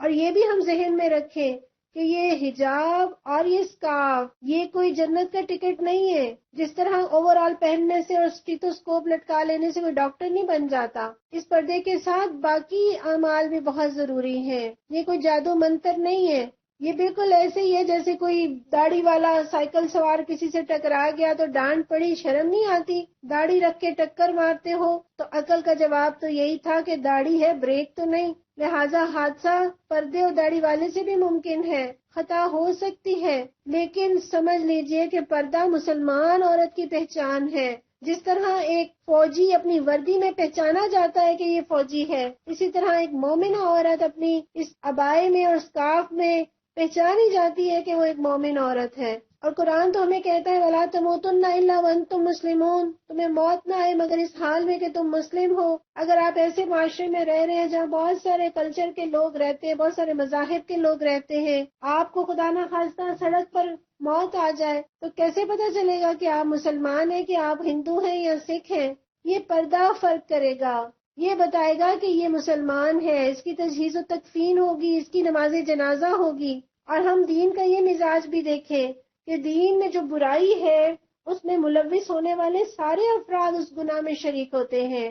مثلا شراب پینے والا، پلانے والا، ڈھوکر لے جانے والا، کشید کرنے والا، فروخت کرنے والا، غرض اس پورے کاروبار میں اول سے لے کر آخر تک پوری چین برابر کی مجرم۔ اسی طرح سود اور اس کا کاروبار کرنے والے سارے اول سے آخر تک لوگ، کھانے والے، کھلانے والے، لکھنے والے، گواہی دینے والے، سب اللہ کے ہاں برابر کے مجرم۔ جس طرح رشوت دینے والا، لینے والا دونوں جہنمی، بالکل اسی طرح بے حیائی اور بے پردگی کا نمونہ بن کر باہر نکلنا اور ہیجان میں کسی کو مبتلا کرنا، کسی کو بے حیائی پر اکسانا، اور یہ ایک نہیں قطرہ قطرہ کر کے جب دریا بنتا ہے اور پھر وہ اکسایا ہوا جب کسی غریب کی بیٹی کو، کسی معصوم بچی پر درندہ بن کر ٹوٹتا ہے اور اس کی لاش کہیں نوچی ہوئی ملتی ہے، تو کیا گناہ میں ہر وہ عورت شریک نہیں جو اشتہار میں، فلم میں، ڈرامے میں، درزی کی دکان پر، دفتر میں، یونیورسٹی میں، سڑک بازار میں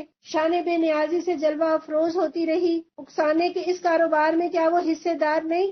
اللہ ہماری اصلاح کر دے، اللہ ہمیں مومنہ عورت بنا دے، اللہ ہمیں امہات المومنین کے نقش قدم پہ چلنے کی توفیق دے، اور ایسا بنا دے کہ پروردگار تجھے پسند آ جائے۔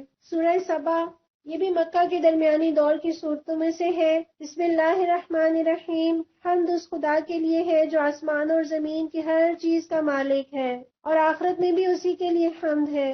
اللہ کا شکر ادا کریں، اللہ کی تعریف بیان کریں جس نے اتنا پیارا دین دیا، جس نے میری اور آپ کی قدر کی، میری اور آپ کی حفاظت کی۔ دنیا میں بھی اسی کے لیے حمد ہے اور آخرت میں بھی، اور آخرت میں اس کی حمد کون کرے گا؟ جو دنیا میں اس کی حمد کرتا تھا۔ جنت میں جانے والے کہیں گے الحمدللہ الذی ہدانا لہذا، اللہ تیرا شکر ہے تو نے اس رستے کی طرف ہماری رہنمائی کر دی۔ وہ دانا اور باخبر ہے جو کچھ زمین میں جاتا ہے۔ کیا کچھ زمین میں جاتا ہے؟ بیج ہے، بارش کا پانی ہے، مردہ اجسام ہے، یہ زمین میں جاتے ہیں۔ اور جو کچھ اس سے نکلتا ہے، زمین سے کیا نکلتا ہے؟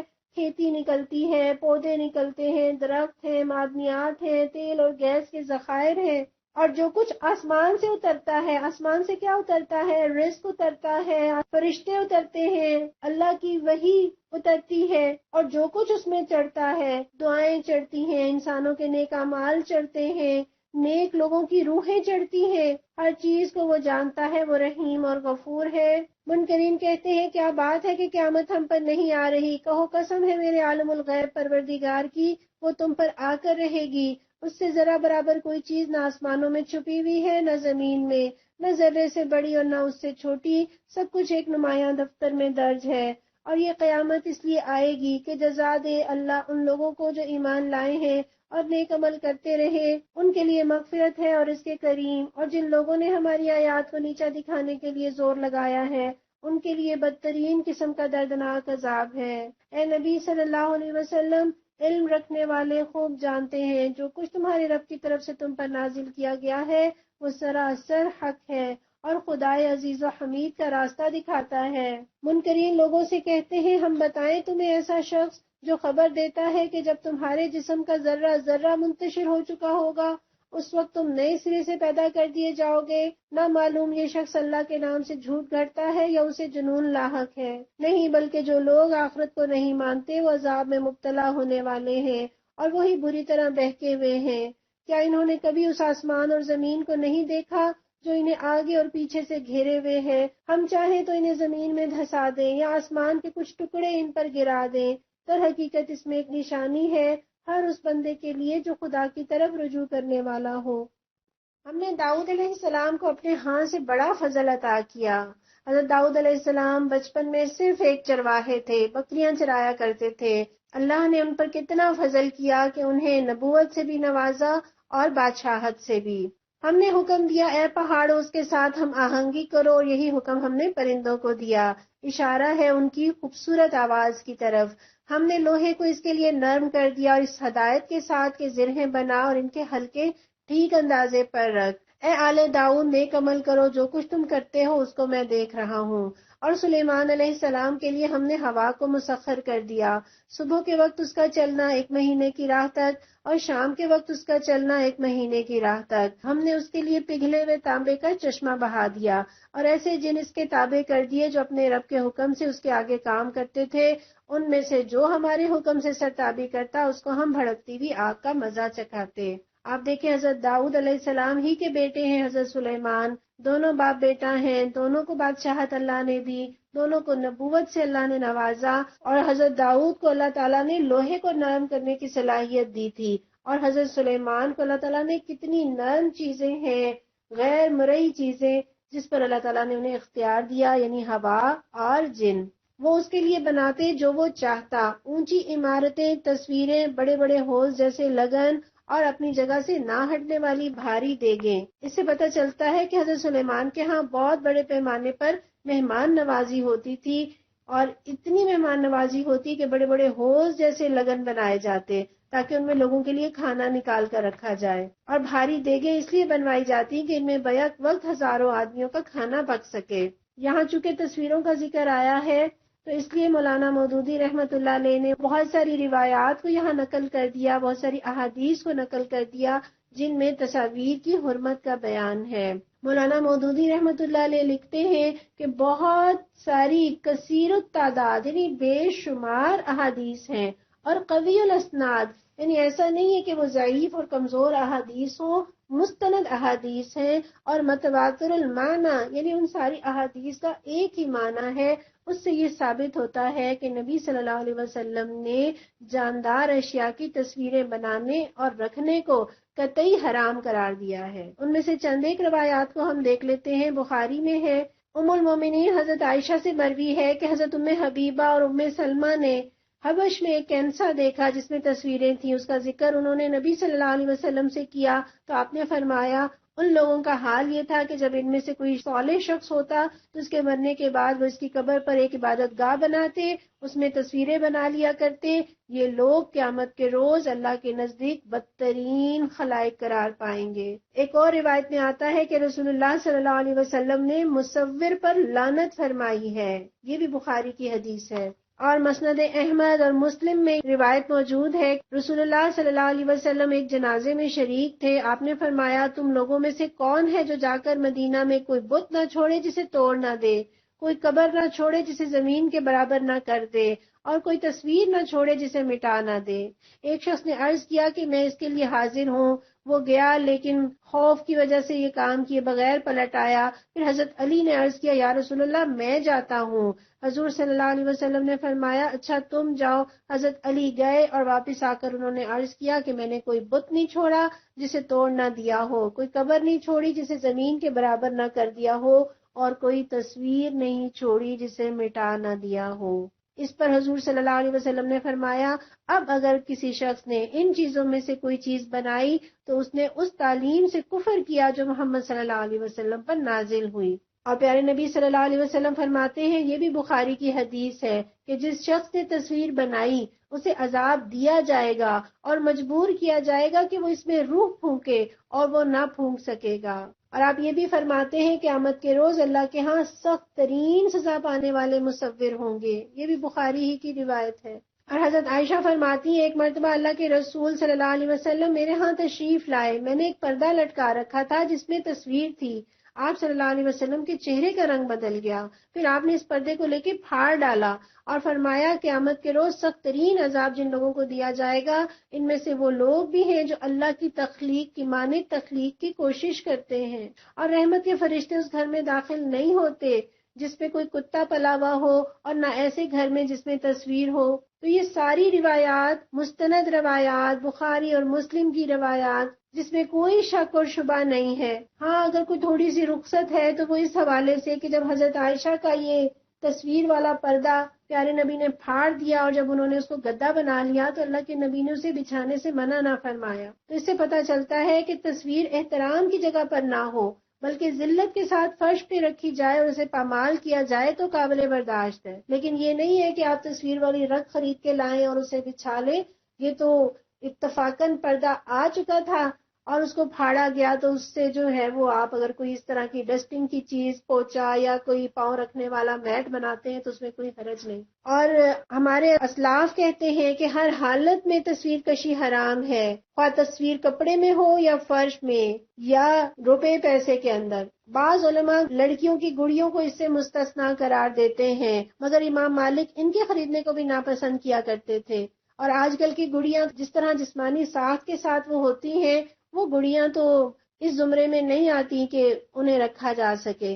مولانا صاحب لکھتے ہیں کہ بعض لوگ تصویر میں ڈیجیٹل تصویر میں اور ہاتھ سے بنی ہوئی تصویر میں فرق کرنے کی کوشش کرتے ہیں، حالانکہ شریعت بجائے خود تصویر کو حرام کرتی ہے نہ کہ تصویر سازی کے کسی خاص طریقے کو. بعض لوگ کہتے ہیں کہ یہ شرک اور بت پرستی کو روکنے کی خاطر کیا گیا تھا اور اب اس کا کوئی خطرہ نہیں، لیکن یہ دلیل بھی بالکل غلط ہے. ایک تو احادیث میں کہیں یہ بات نہیں ہے کہ تصاویر صرف بت پرستی کے خطرے سے بچانے کے لیے حرام کی گئی ہیں، اور دوسرے یہ دعویٰ بھی بالکل غلط ہے کہ اب دنیا میں شرک و بت پرستی کا خاتمہ ہو گیا ہے. ہندوستان میں دیکھ لیجئے کروڑوں بت پرست مشرک موجود ہیں.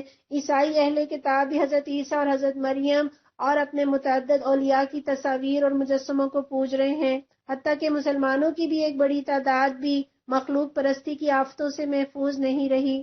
اس کے علاوہ بھی تصویر بہت سارے فتنوں کا موجب بنتی ہے. بادشاہوں، ڈکٹیٹروں، سیاسی لیڈروں کی عظمت کا سکہ بٹھانے کے لیے، تصویر کو دنیا میں بے حیائی پھیلانے کے لیے، قوموں میں نفرت اور عداوت کے بیج بونے، فساد ڈالنے، گھر توڑنے کے لیے. آج کل کے دور میں تو جس قدر تصویر عام ہو گئی اور جتنے اس کے ایڈیٹنگ کے طریقے نکل آئے اس میں فتنہ پھیلانے کے لیے اور کسی پر تہمت لگانے اور الزام لگانے میں جس طرح سے اور بے حیائی پھیلانے میں خاص طور پر جس طرح سے تصویر استعمال ہو رہی ہے. پھر بعض لوگ چند بے ضرر قسم کی تصویروں کی طرف اشارہ کر کے کہتے ہیں کہ آخر ان میں کیا حرج ہے، تو پھر وہ اس قاعدے کو بھول جاتے ہیں کہ اسلام حلال اور حرام کے درمیان ایسی دھندلی اور مبہم حد بندیاں قائم نہیں کرتا جس سے آدمی یہ فیصلہ نہ کر سکتا ہو کہ وہ کہاں تک جواز کی حد میں ہے اور کہاں اس حد کو پار کر گیا ہے، بلکہ ایک ایسا کلیئر خط کھینچ دیتا ہے جس سے ہر شخص روز روشن کی طرح دیکھ سکتا ہے کہ یہ چیز حلال ہے اور یہ چیز حرام. تو واضح رہے کہ جانداروں کی تصویریں حرام اور بے جان اشیاء کی تصویریں حلال ہیں. بالکل آج کل کے دور میں وہ حدیث صادق آتی ہے کہ خوشخبری ہو ان اجنبیوں کے لیے، جس میں آپ نے فرمایا تھا کہ ایک دور آئے گا کہ اسلام پھر سے اجنبی ہو جائے گا۔ آج ہمیں بہت سارے احکامات شریعت کے ہم پڑھتے ہیں اور یوں لگتا ہے کہ یہ تو ممکن ہی نہیں، ایسا تو ہو ہی نہیں سکتا۔ ایسے ہی لوگوں کے لیے پیارے نبی نے بشارت دی ہے کہ مبارک ہو ان اجنبیوں کے لیے۔ اے آل داؤد، عمل کرو شکر کے طریقے پر، میرے بندوں میں کم ہی شکر گزار ہیں۔ یعنی اگر اللہ کا شکر گزار بننا ہے تو کچھ کرنا ہوگا۔ پھر جب سلیمان علیہ السلام پر ہم نے موت کا فیصلہ نافذ کیا تو جنوں کو اس کی موت کا پتہ دینے والی کوئی چیز اس گھن کے سوا نہ تھی جو اس کے عصا کو کھا رہا تھا۔ اس طرح جب سلیمان علیہ السلام گر پڑے تو جنوں پر یہ بات کھل گئی کہ اگر وہ غیب کے جاننے والے ہوتے تو اس ذلت کے عذاب میں مبتلا نہ رہتے۔ یعنی جن بھی غیب کا علم نہیں رکھتے۔ اور دوسرا یہاں پر یہ دیکھیے کہ حضرت سلیمان اللہ کے پیغمبر ہیں، تعمیر کر رہے ہیں، کام کر رہے ہیں، لیکن اللہ تعالیٰ نے اس بات کا انتظار نہیں کیا کہ وہ اس کام کو مکمل کر لیں پھر اللہ تعالیٰ انہیں اٹھائیں۔ تو ہم نے کیا یہ سمجھ لیا ہے کہ ہم گھر بنا لیں، بچوں کی شادیاں کر لیں اور بوڑھے ہو جائیں گے پھر ہم جائیں گے؟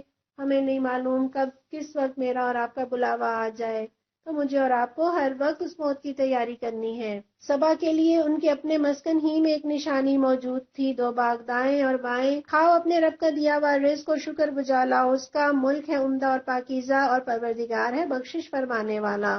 مگر وہ منہ موڑ گئے، آخرکار ہم نے ان پر بند توڑ سے لاب بھیج دیا اور ان کے پچھلے 2 باغوں کی جگہ 2 اور باغ انہیں دیے جن میں کڑوے کسیلے پھل اور جھاؤ کے درخت تھے اور کچھ تھوڑی سی بیریاں۔ یہ تھا ان کے کفر کا بدلہ جو ہم نے ان کو دیا، اور ناشکر انسان کے سوا ایسا بدلہ ہم کسی اور کو نہیں دیتے۔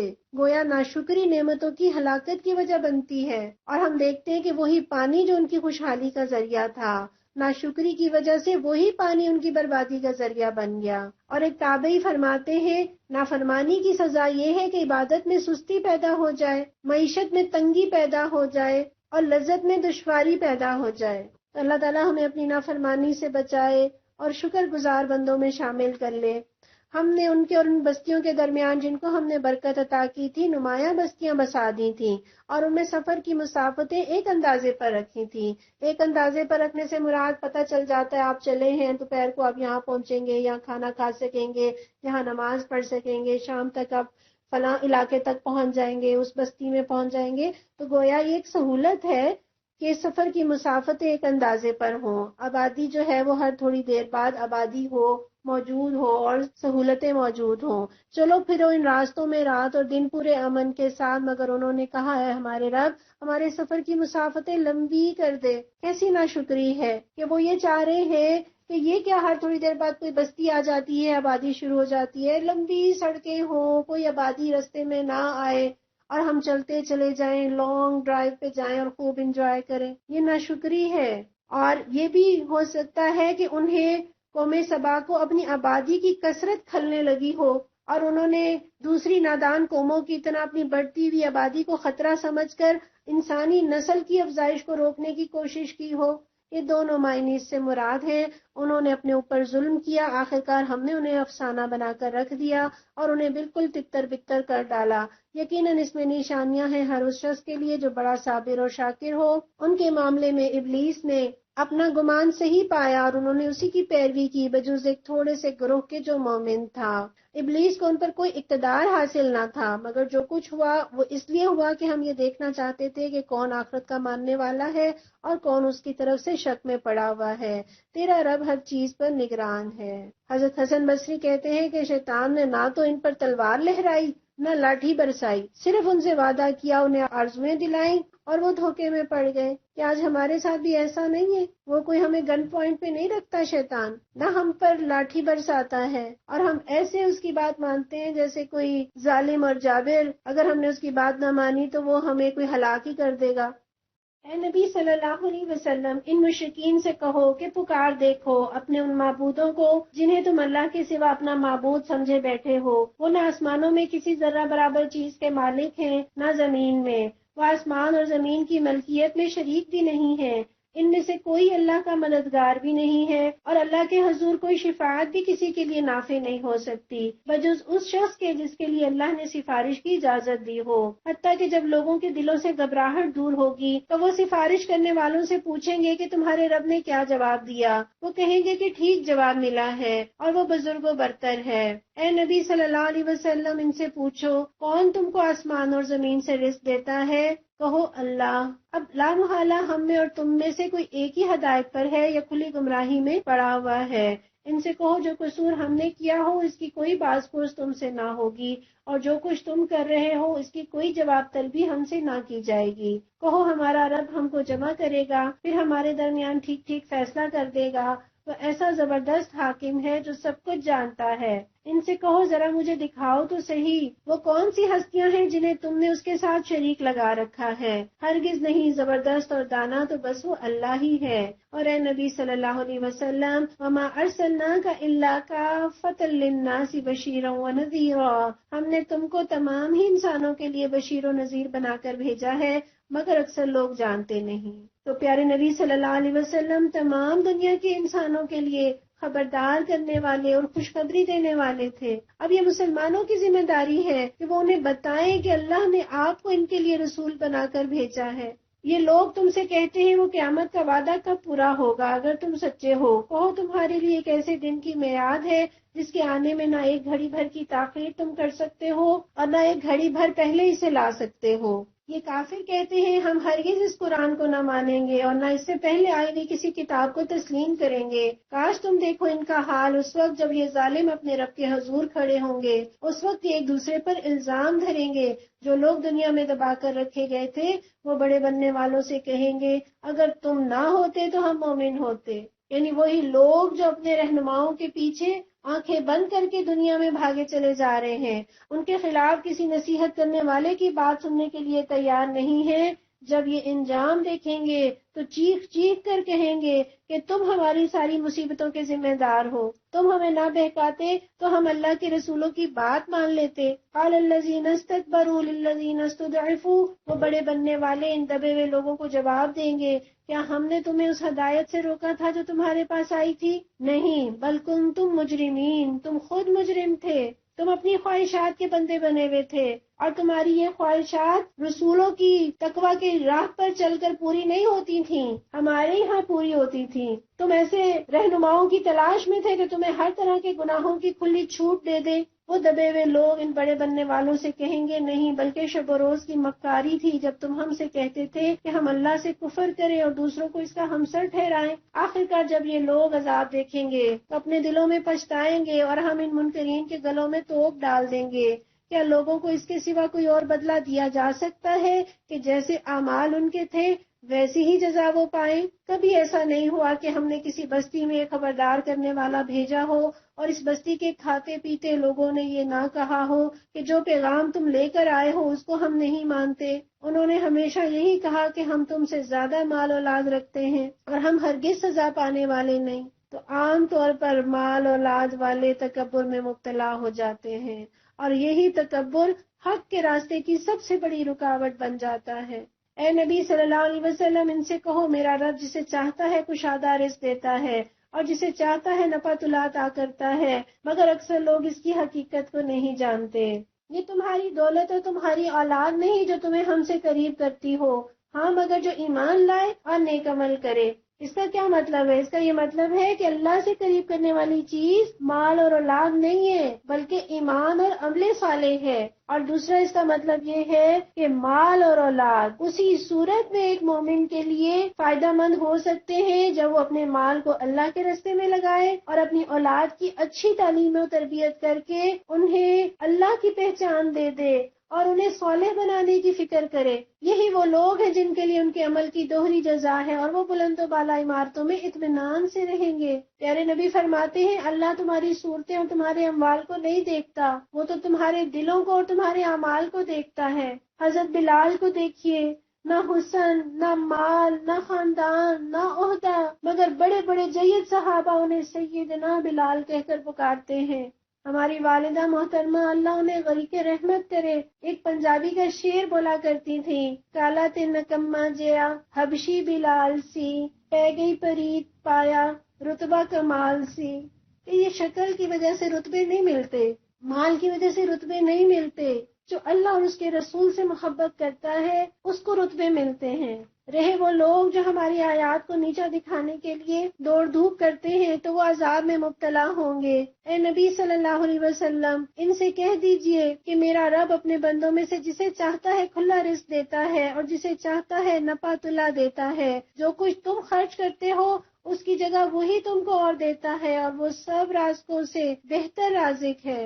اس آیت سے کیا پتہ چلتا ہے کہ خرچ کرنے والے کو اللہ اس دنیا میں بھی دیتا ہے۔ پیارے نبی فرماتے ہیں ہر روز جب لوگ صبح میں داخل ہوتے ہیں 2 فرشتے آسمان سے اترتے ہیں اور یہ دعا کرتے ہیں یا اللہ خرچ کرنے والے کو اس کا بدل عطا فرما اور بخل کرنے والے کے مال کو ضائع کر دے۔ یہ مسلم کی حدیث ہے۔ اور پیارے نبی فرماتے ہیں کوئی صدقہ مال میں کمی نہیں لاتا۔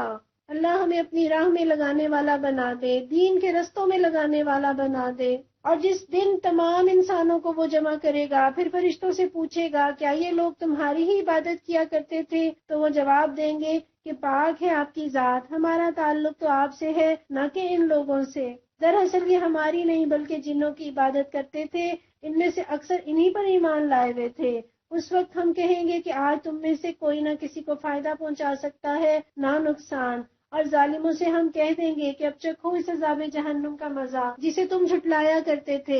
ان لوگوں کو جب ہماری صاف صاف آیات سنائی جاتی ہیں تو یہ کہتے ہیں کہ یہ شخص تو بس یہ چاہتا ہے کہ تم کو ان معبودوں سے برگشتہ کر دے جن کی عبادت تمہارے باپ دادا کرتے آئے ہیں، اور کہتے ہیں کہ یہ قرآن محض ایک جھوٹ ہے کھڑا ہوا۔ ان کافروں کے سامنے جب حق آیا تو انہوں نے کہہ دیا یہ تو صریح جادو ہے، حالانکہ نہ ہم نے ان لوگوں کو پہلے کوئی کتاب دی تھی کہ یہ اسے پڑھتے ہوں، اور نہ تم سے پہلے ان کی طرف کوئی متنبع کرنے والا بھیجا تھا۔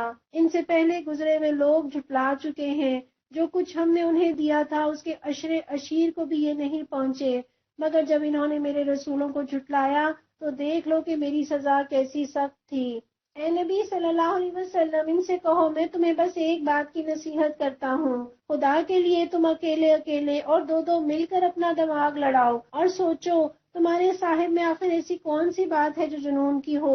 وہ تو ایک سخت عذاب کی آمد سے پہلے تم کو متنبع کرنے والا ہے۔ ان سے کہو اگر میں نے تم سے کوئی اجر مانگا ہے تو وہ تم کو ہی مبارک رہے، میرا اجر تو اللہ کے ذمے ہے اور وہ ہر چیز پر گواہ ہے۔ ان سے کہو میرا رب مجھ پر حق کا القاء کرتا ہے اور وہ تمام پوشیدہ حقیقتوں کا جاننے والا ہے۔ کہو حق آ گیا ہے اور اب باطل کے لیے کچھ نہیں ہو سکتا۔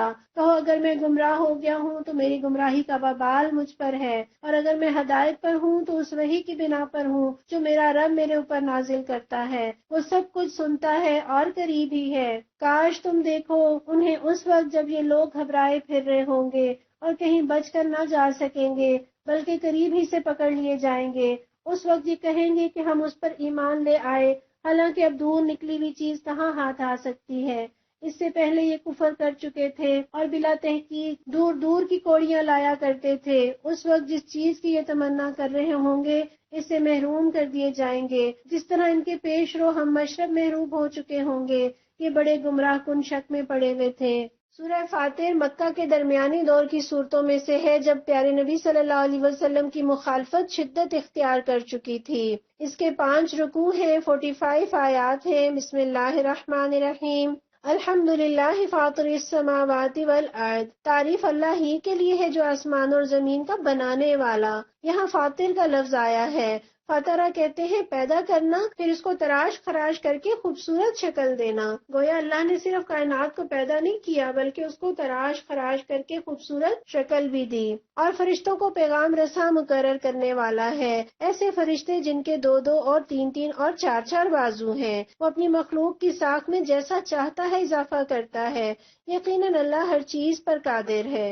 اس سے پتہ چلتا ہے کہ اللہ تعالیٰ نے مختلف فرشتوں کو مختلف درجے کی طاقتیں عطا فرمائی ہیں، جس سے جیسی خدمت لینی مطلوب تھی اس کو ویسی ہی زبردست رفتار اور قوت کار عطا کی۔ اور صرف یہ نہیں ہے کہ ان کے 4 بازو ہیں، بلکہ احادیث سے پتہ چلتا ہے، حضرت عائشہ فرماتی ہیں آپ صلی اللہ علیہ وسلم نے جبرائیل کو 2 مرتبہ ان کی اصل شکل میں دیکھا۔ ان کے 600 بازو تھے اور وہ پورے افق پر چھائے ہوئے تھے۔ ایسا لگ رہا ہے نا اللہ تعالیٰ یہ بتا کر ہمیں اپنی قدرت سے ڈرا رہے ہیں۔ اللہ جس رحمت کا دروازہ بھی لوگوں کے لیے کھول دے اسے کوئی روکنے والا نہیں، اور جسے وہ بند کر دے اسے اللہ کے بعد پھر کوئی دوسرا کھولنے والا نہیں۔ وہ زبردست اور حکیم ہے، تو اس سے پتہ چلتا ہے کوئی بندش نہیں کر سکتا۔ اور یہ بھی کہ نظریں رب پر لگا دیں، ہر چیز سے بے نیاز ہو کر رب سے جڑ جائیں۔ لوگوں، تم پر اللہ کے جو احسانات ہیں انہیں یاد رکھو کہ اللہ کے سوا کوئی اور خالق بھی ہے جو تمہیں آسمان و زمین سے رزق دیتا ہو؟ کوئی معبود اس کے سوا نہیں۔ آخر تم کہاں سے دھوکہ کھا رہے ہو؟ یعنی دنیا میں لوگ ہمیں کہتے رہے فلاں سے ملو فلاں سے ملو، وہ بڑے کام کا بندہ ہے، ساری زندگی دنیا والے جن کے ہاتھ میں کچھ نہیں ان کے پیچھے بھاگتے رہے۔ فَأَنَّا تُؤْفَكُونَ، آخر تم کہاں سے دھوکہ کھا رہے ہو؟ اور یہ جو آیت نمبر 2 کے اندر مضمون ہے کہ جسے اللہ کھول دے اسے کوئی روکنے والا نہیں، اور جسے وہ بند کر دے اسے کوئی کھولنے والا نہیں۔ مغیرہ بن شعبہ فرماتے ہیں کہ نبی صلی اللہ علیہ وسلم ہر فرض نماز کے بعد کہا کرتے تھے، لا الہ الا اللہ وحدہ لا شریک لہ، لہ الملک ولہ الحمد وہو علی کل شیء قدیر، اللہم لا مانع لما اعطیت ولا معطی لما منعت ولا ينفع ذا الجد منك الجد۔ یہ بخاری کی روایت ہے۔ اس کا مطلب ہے کہ اللہ کے سوا کوئی معبود نہیں، وہ اکیلا ہے، اس کا کوئی شریک نہیں، اسی کی بادشاہت ہے اور اسی کے لیے تعریف ہے، اور وہ ہر چیز پر کامل قدرت رکھتا ہے۔ اے اللہ، جو تو دے اسے کوئی روکنے والا نہیں، اور جو تو روک دے وہ دینے والا کوئی نہیں، اور تیرے مقابلے میں کسی شان والے کو اس کی شان کوئی کام نہیں دیتی۔ آپ اس دعا کے الفاظ کو ضرور یاد کر لیجئے اور ہر فرض نماز کے بعد ضرور پڑھا کریں، تاکہ ہمارا یہ عقیدہ مضبوط ہو کہ اللہ ہی دینے والا ہے اور اللہ ہی بچانے والا ہے۔ اب اگر اے نبی صلی اللہ علیہ وسلم یہ لوگ تمہیں جھٹلاتے ہیں تو یہ کوئی نئی بات نہیں، تم سے پہلے بھی بہت سے رسول جھٹلائے جا چکے ہیں، اور سارے معاملات آخرکار اللہ ہی کی طرف رجوع ہونے والے ہیں۔ لوگوں، اللہ کا وعدہ یقیناً برحق ہے، لہٰذا دنیا کی زندگی تمہیں دھوکے میں نہ ڈالے۔ یعنی دھوکے میں ہے اگر کوئی یہ سمجھتا ہے کہ بس یہی دنیا کی زندگی سب کچھ ہے اور اس کے بعد کوئی آخرت نہیں آنے والی، اور اگر کوئی یہ سمجھتا ہے جو یہاں مزے کر رہا ہے وہ وہاں بھی مزے کرے گا، تو یہ بہت بڑا دھوکہ ہے۔ پیارے نبی صلی اللہ علیہ وسلم فرماتے ہیں، میں تم پر فقر و ناداری آنے سے نہیں ڈرتا، لیکن مجھے تمہارے بارے میں یہ ڈر ضرور ہے کہ دنیا تم پر وسیع کر دی جائے گی جیسے تم سے پہلے لوگوں پر وسیع کی گئی تھی، اور تم اسے چاہنے لگو گے جیسے تم سے پہلے لوگوں نے اسے چاہا تھا، پھر وہ تمہیں برباد کر کے رکھ دے گی جس طرح اس نے پہلے لوگوں کو برباد کیا تھا۔ اور آپ یہ بھی فرماتے ہیں، خبردار، دنیا اور جو کچھ دنیا میں ہے اس پر خدا کی پھٹکار ہے اور اس کے لیے رحمت سے دوری ہے، سوائے خدا کی یاد کے اور ان چیزوں کے جن کا تعلق خدا کی یاد کے ساتھ ہے، اور سوائے عالم کے اور متعلم کے۔ گویا اس دنیا میں سوائے یہ کہ جو دین سکھا رہا ہے اور جو دین سیکھ رہا ہے، اور ہر وہ چیز جس کا تعلق اللہ کی یاد کے ساتھ وابستہ ہے، اس کے علاوہ ہر چیز پر اللہ کی پھٹکار ہے۔ اور نہ وہ بڑا دھوکے باز تمہیں اللہ کے بارے میں دھوکہ دینے پائے۔ کون ہے یہ دھوکے باز؟ یہ شیطان ہے، اور ہم نہیں چاہتے، انسانوں میں سے کوئی بھی یہ نہیں چاہتا کہ وہ کسی کے دھوکے میں آ جائے، کوئی چور ڈاکو اس پر غالب آ جائے تو کیا کریں؟ شیطان کو اپنے اوپر غالب نہ ہونے دیں۔ اس سے بڑا دھوکے باز اور کوئی نہیں، اس سے بڑا ڈاکو اور کوئی نہیں۔ در حقیقت شیطان تمہارا دشمن ہے، اس لیے تم بھی اسے اپنا دشمن ہی سمجھو۔ وہ تو اپنے پیرووں کو اپنی راہ پر اس لیے بلا رہا ہے کہ وہ دوزخیوں میں شامل ہو جائیں۔ شیطان کتنا بڑا دشمن ہے، اور ہم کیسے پیار سے اپنے بچوں کو کہہ رہے ہوتے ہیں بڑا شیطان ہے۔ کبھی بھی ایسے نہ کہیں۔ جو لوگ کفر کریں گے ان کے لیے سخت عذاب ہے، اور جو ایمان لائیں گے اور نیک عمل کریں گے ان کے لیے مغفرت اور بڑا اجر ہے۔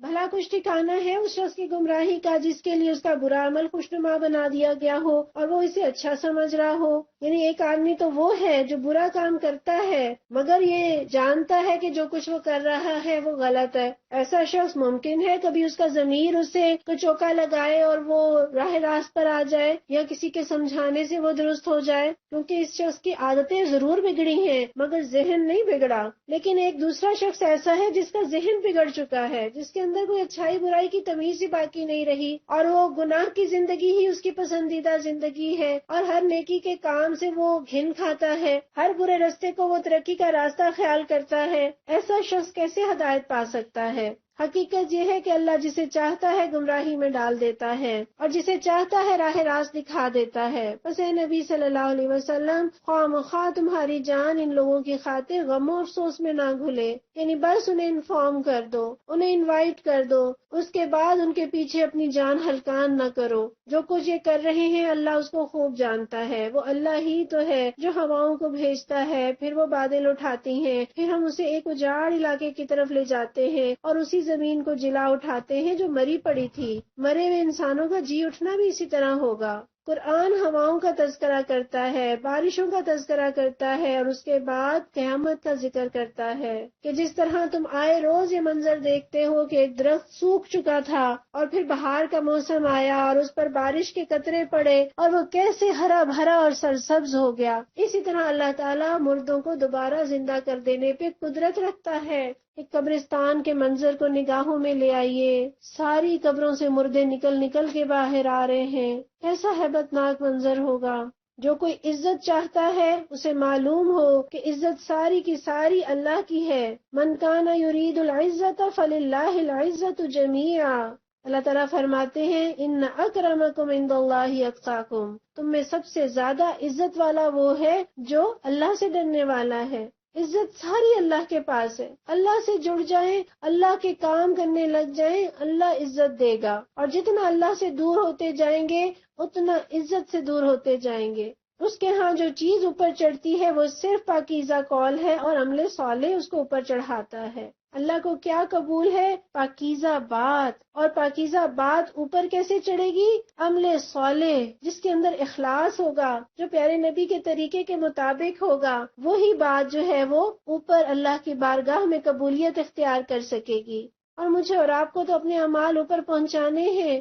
ایک حدیث ہے، قرطبی میں روایت موجود ہے کہ اللہ تعالیٰ کسی قول کو بغیر عمل کے، اور کسی قول اور عمل کو بغیر نیت کے، اور کسی قول اور عمل اور نیت کو بغیر مطابقت سنت کے قبول نہیں کرتے۔ تو یہ ساری چیزیں بہت زیادہ ضروری ہیں اگر ہمیں اپنے اعمال کو قبول کروانا ہے۔ رہے وہ لوگ جو بےہودہ چال بازیاں کرتے ہیں، ان کے لیے سخت عذاب ہے اور ان کا مکر خود ہی غارت ہونے والا ہے۔ اللہ نے تم کو مٹی سے پیدا کیا، پھر نطفے سے، پھر تمہارے جوڑے بنا دیے، یعنی مرد اور عورت۔ کوئی عورت حاملہ نہیں ہوتی، نہ بچہ جنتی ہے، مگر یہ سب کچھ اللہ کے علم میں ہوتا ہے۔ تصور میں لے آئیں، یہاں صرف عورت نہیں، فیمیل، چیونٹیاں ہیں، مکھی ہے، مچھر ہے، جانور ہیں، وحشی جانور ہیں، گائے بکریاں ہیں، کوئی مادہ حاملہ نہیں ہوتی اور نہ بچہ جنتی ہے، مگر سب اللہ کے علم میں ہوتا ہے۔ کتنا بڑا رب ہے میرا اور آپ کا، کتنا بڑا علم ہے اس کا۔ اور کوئی عمر پانے والا عمر نہیں پاتا، نہ کسی کی عمر میں کچھ کمی ہوتی ہے، مگر یہ سب کچھ ایک کتاب میں لکھا ہوتا ہے۔ اللہ کے لیے یہ کام بہت آسان ہے۔ اور پانی کے دونوں ذخیرے یکساں نہیں ہیں، ایک میٹھا اور پیاس بجھانے والا، پینے میں خوشگوار، اور دوسرا سخت کھاری کے حلق چھیل دے، مگر دونوں سے تم تر و تازہ گوشت حاصل کرتے ہو، پہننے کے لیے زینت کا سامان نکالتے ہو، اور اسی پانی میں تم دیکھتے ہو کہ کشتیاں اس کا سینہ چیرتی چلی جا رہی ہیں۔ یہ اللہ تعالیٰ نے کتنی پیاری مثال دی ہے کہ ایک ہی پانی ہے، ایک ہی سمندر ہے، اور اس میں ایک طرف میٹھا پانی ہے اور دوسری طرف کھارا پانی ہے، اور وہ دونوں ساتھ ساتھ چلتے ہیں اور آپس میں مکس نہیں ہوتے، اور دونوں سے ہی فائدہ حاصل ہوتا ہے۔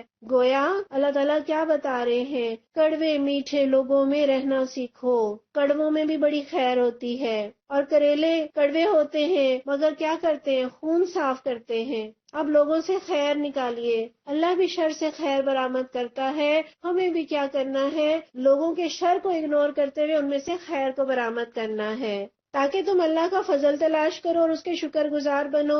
وہ دن کے اندر رات کو، رات کے اندر دن کو پروتا ہوا لے آتا ہے، چاند اور سورج کو اس نے مسخر کر رکھا ہے، یہ سب کچھ ایک وقت مقرر تک چلے جا رہا ہے۔ وہی اللہ جس کے یہ سارے کام ہیں، تمہارا رب ہے، بادشاہی اسی کی ہے، اسے چھوڑ کر جن دوسروں کو تم پکارتے ہو وہ ایک پرے کاہ کے مالک بھی نہیں، انہیں پکارو تو وہ تمہاری دعائیں سن نہیں سکتے، اور سن لیں تو ان کا تمہیں کوئی جواب نہیں دے سکتے۔ تو پتہ کیا چلا، ما یملکون من قطمیر، وہ ایک پرے کاہ کے مالک بھی نہیں ہے۔ قطمیر کس کو کہتے ہیں؟ وہ پتلی سی جھلی جو کھجور کی گٹھلی پر ہوتی ہے۔ تو بتایا کیا جا رہا ہے کہ یہ مشرکین کے جو معبود ہیں وہ اتنی ذرا سی حقیر سی چیز کے بھی مالک نہیں ہیں۔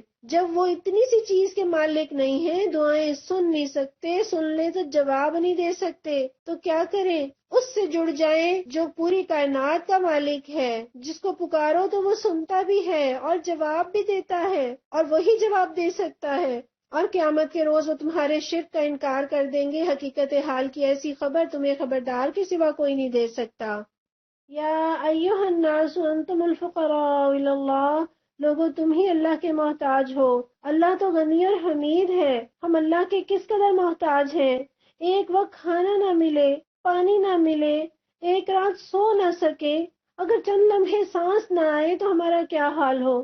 اور اللہ وہ ہستی ہے جس کے آگے بندہ غریب، محتاج، فقیر، شرمسار اور جھکا ہوا۔ میں اور آپ اللہ کی مجبوری نہیں ہے۔ یہ دنیا کے بادشاہوں والا معاملہ نہیں ہے کہ ہم ووٹ نہیں دیں گے تو وہ برسر اقتدار نہیں رہ سکیں گے۔ کوئی اس غلط فہمی میں نہ رہے کہ اللہ ان کا محتاج ہے۔ اصل بات کیا ہے؟ ہم اس کے محتاج ہیں۔ ہماری زندگی ایک لمحہ بھی قائم نہیں رہ سکتی اگر وہ ہمیں زندہ نہ رکھے۔ اسی لیے تو اللہ تعالیٰ نے یہ دعا سکھائی ہے، ربی انی لما انزلت الی من خیر فقیر، پروردگار جو خیر بھی تو مجھ پر نازل کرے میں اس کی محتاج ہوں۔ وہ چاہے تو تمہیں ہٹا کر کوئی نئی خلقت تمہاری جگہ لے آئے، ایسا کرنا اللہ کے لیے کچھ بھی دشوار نہیں۔ جب بھی ایسی آیتیں پڑھے ضرور اللہ سے دعا مانگے، اللہ مجھ سے دین کی خدمت کا کام لے لے اور مجھے تبدیل نہ کرنا، ورنہ اللہ کے لیے تو کوئی مشکل نہیں ہے۔ میں ذرا سا نخرہ دکھاؤں، اللہ میری بجائے کئی درجے مجھ سے بہتر بندے سے دین کی خدمت کا کام لے لے۔ یہ تو اللہ کی ذرا نوازی ہے، یہ اللہ نے عزت دے رکھی ہے کہ اللہ ہم سے کوئی دین کی خدمت کا کام لے لے۔ یہ تو اعزاز کی بات ہے۔ کوئی بوجھ اٹھانے والا کسی دوسرے کا بوجھ نہیں اٹھائے گا۔ وَلَا تَزِرُ وَازِرَةٌ وِزْرَ أُخْرَىٰ۔ حضرت ابن عباس کہتے ہیں کہ باپ اور ماں اپنے بیٹے کو ملیں گے، وہ کہیں گے بیٹے میرے کچھ گناہ اپنے سر لے لو، وہ کہے گا میں یہ نہیں کر سکتا، میرے اوپر میرے اپنے گناہ ہی کافی ہیں۔ اگر کوئی لدا ہوا نفس اپنا بوجھ اٹھانے کے لیے پکارے گا تو اس کے بار کا ایک ادنا حصہ بھی بٹانے کے لیے کوئی نہیں آئے گا۔ دنیا میں مدد کے لیے کتنے لوگ آگے بڑھتے ہیں، آپ جیسے ہی سودا اٹھاتی ہیں، ڈرائیور ہیں، بچے ہیں، کوئی اور دیکھتا ہے کوئی ہیلپ کر لیتا ہے، یا شاپ کے اندر کچھ ایسے ان کے ملازم ہوتے ہیں وہ آپ کا سودا اٹھا کر آپ کی گاڑی تک چھوڑنے آ جاتے ہیں۔ کتنے لوگ دنیا میں مدد کے لیے آگے بڑھتے ہیں، لیکن یہ بالکل قیامت کا منظر کیسا ہے کہ کوئی ادنا سا حصہ بٹانے کے لیے بھی کوئی نہیں آئے گا۔ جیسے آپ ایئرپورٹ پہ دیکھتے ہیں نا کہ کسی کو اجازت نہیں ہوتی کسی دوسرے کا سامان پکڑنے کی، اس سے بھی زیادہ سخت منظر، چاہے وہ قریب ترین رشتہ دار ہی کیوں نہ ہو۔ اے نبی صلی اللہ علیہ وسلم، تم صرف انہی لوگوں کو متنبع کر سکتے ہو جو بے دیکھے اپنے رب سے ڈرتے ہیں اور نماز قائم کرتے ہیں۔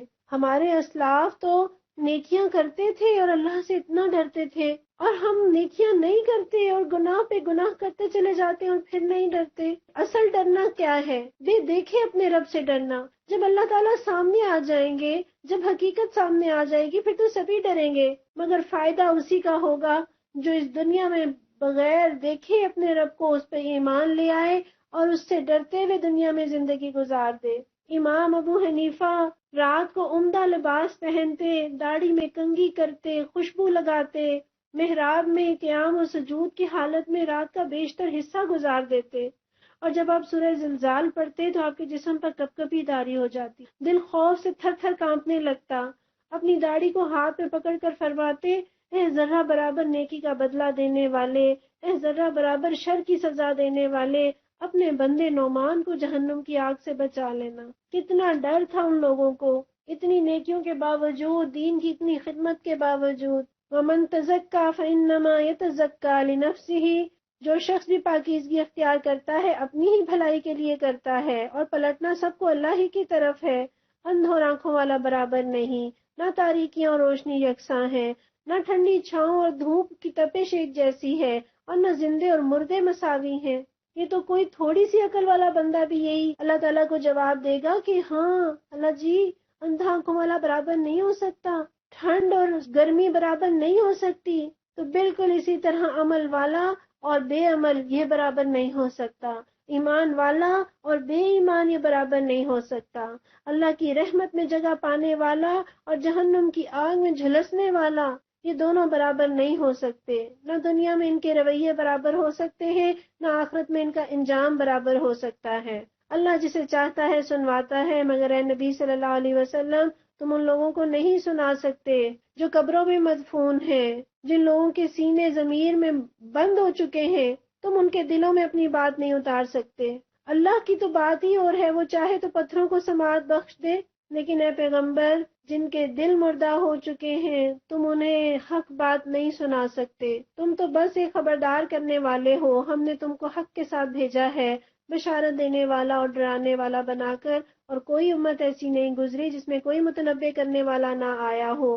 اب اگر یہ لوگ تمہیں جھٹلاتے ہیں تو ان سے پہلے گزرے ہوئے لوگ بھی جھٹلا چکے ہیں، ان کے پاس ان کے رسول کھلے دلائل اور صحیفے اور روشن ہدایات دینے والی کتاب لے کر آئے، پھر جن لوگوں نے نہ مانا ان کو میں نے پکڑ لیا، اور دیکھ لو کہ میری سزا کیسی سخت تھی۔ دعا کیجئے اللہم لا تقتلنا بغضبک ولا تہلکنا بعذابک وعافنا قبل ذلک۔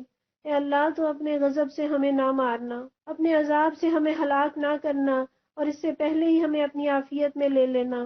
کیا تم دیکھتے نہیں ہو کہ اللہ آسمان سے پانی برساتا ہے اور پھر اس کے ذریعے سے ہم طرح طرح کے پھل نکال لاتے ہیں جن کے رنگ مختلف ہوتے ہیں؟ واقعی ذرا سوچیں تو، ایک ہی زمین، ایک ہی پانی اور طرح طرح کے درخت نکل رہے ہیں، اور ایک درخت کے دو پھل تک اپنے رنگ میں اور ذائقے میں ایک دوسرے سے ملتے جلتے نہیں ہیں۔ پہاڑوں میں بھی سفید، سرخ اور گہری سیاہ دھاریاں پائی جاتی ہیں جن کے رنگ مختلف ہوتے ہیں، اسی طرح انسانوں اور جانور اور مویشیوں کے رنگ بھی مختلف ہیں۔ کتنی ورائٹی ہے اللہ کی اس کائنات میں۔ ایک ماں باپ کے بچے نہ رنگ میں نہ مزاج میں ایک دوسرے سے ملتے ہیں، مختلف بالکل۔ وہ رب کتنا ماہر ہے جو اتنی ورائٹی کے ساتھ چیزوں کو پیدا کرتا ہے، انسانوں کو پیدا کرتا ہے۔ حقیقت یہ ہے کہ اللہ کے بندوں میں صرف علم رکھنے والے لوگ ہی اس سے ڈرتے ہیں، یعنی جو اللہ کی ذات، اللہ کی صفات، اللہ کی قدرتوں سے جتنا واقف ہوگا اتنا ہی اللہ سے ڈرے گا، اور جو جتنا بے خبر ہوگا وہ اتنا ہی بے خوف ہوگا۔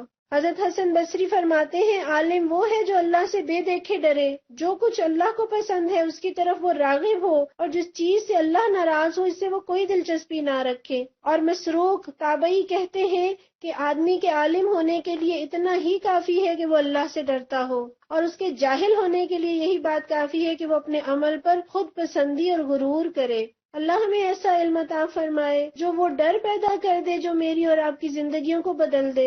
بے شک اللہ زبردست اور درگزر فرمانے والا ہے۔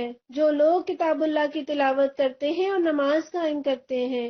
حضرت ابو ہریرہ کے بارے میں کسی شخص نے یہ گواہی دی کہ پوری رات ان کے گھر میں قرآن پڑھا جاتا ہے، شروع کے حصے میں وہ خود پڑھتے ہیں، اور جب خود سونے چلے جاتے ہیں تو بیوی کو جگاتے ہیں، وہ پڑھتی ہیں، اور آخری پہر میں گھر کا غلام پڑھتا ہے۔ ہمارے اسلاف رات بھر قرآن پڑھتے تھے، اور ہم سوچتے ہیں کہ کیسے رات بھر بغیر تھکن اور پریشانی کے قرآن پڑھ لیتے ہیں، لیکن جب دیکھیں ان لوگوں کو جو پوری رات موبائل میں، میڈیا، سوشل میڈیا پر مصروف رہتے ہیں، تو بس یہ حیرت دور ہو جانی چاہیے۔ جب دل کسی چیز سے محبت کر بیٹھتا ہے تو وہ چیز آسان ہو جاتی ہے۔ اللہ ہمیں اپنی کتاب کی اور نماز کی محبت دے دے، اور جو کچھ ہم نے انہیں دیا ہے اس میں سے کھلے اور چھپے خرچ کرتے ہیں، یعنی اعلانیہ بھی کرتے ہیں اور پوشیدہ بھی۔ حضرت عامر بن عبداللہ بن زبیر عبادت گزاروں کو سجدے کی حالت میں دینا پسند کرتے۔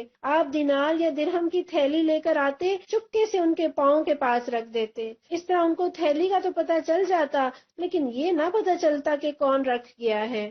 آپ سے کہا گیا کہ آپ ان کے گھروں میں کیوں نہیں بھیج دیتے، تو جواب دیا کہ مجھے یہ پسند نہیں کہ جب وہ مجھے اور میرے ایلچی کو دیکھیں تو ان کا چہرہ ندامت سے متغیر ہو جائے۔ اللہ ہمیں بھی اعلانیہ بھی اور چپکے چپکے نیکیاں کرنے والا بھی بنا دے۔ پوشیدہ نیکیاں، پوشیدہ صدقے ہم نیکی کرتے ہیں اور ہم چاہتے ہیں کہ کسی طرح اس نیکی کا اظہار ہو جائے۔ اللہ ہمیں ریا سے بچا لے۔ یقیناً وہ ایک ایسی تجارت کے متوقع ہیں جس میں ہرگز خسارہ نہ ہوگا۔ اس تجارت میں انہیں اپنا سب کچھ اس لیے کھپایا تاکہ اللہ ان کے پورے اجر ان کو دے اور مزید اپنے فضل سے ان کو عطا فرمائے۔ بے شک اللہ بخشنے والا اور قدردان ہے۔ اے نبی صلی اللہ علیہ وسلم، جو کتاب ہم نے تمہاری طرف وحی کے ذریعے سے بھیجی ہے وہی حق ہے، تصدیق کرتی ہوئی آئی ہے ان کتابوں کی جو اس سے پہلے آئی تھیں۔ بے شک اللہ اپنے بندوں کے حال سے باخبر ہے اور ہر چیز پر نگاہ رکھنے والا ہے۔ پھر ہم نے اس کتاب کا وارث بنا دیا ان لوگوں کو جنہیں ہم نے وراثت کے لیے اپنے بندوں میں سے چن لیا۔ کون کون خوش ہے کہ اللہ نے چن کر یہاں لا بٹھایا ہے، اپنا قرآن سننے کی توفیق دی ہے۔ الحمدللہ، الحمدللہ۔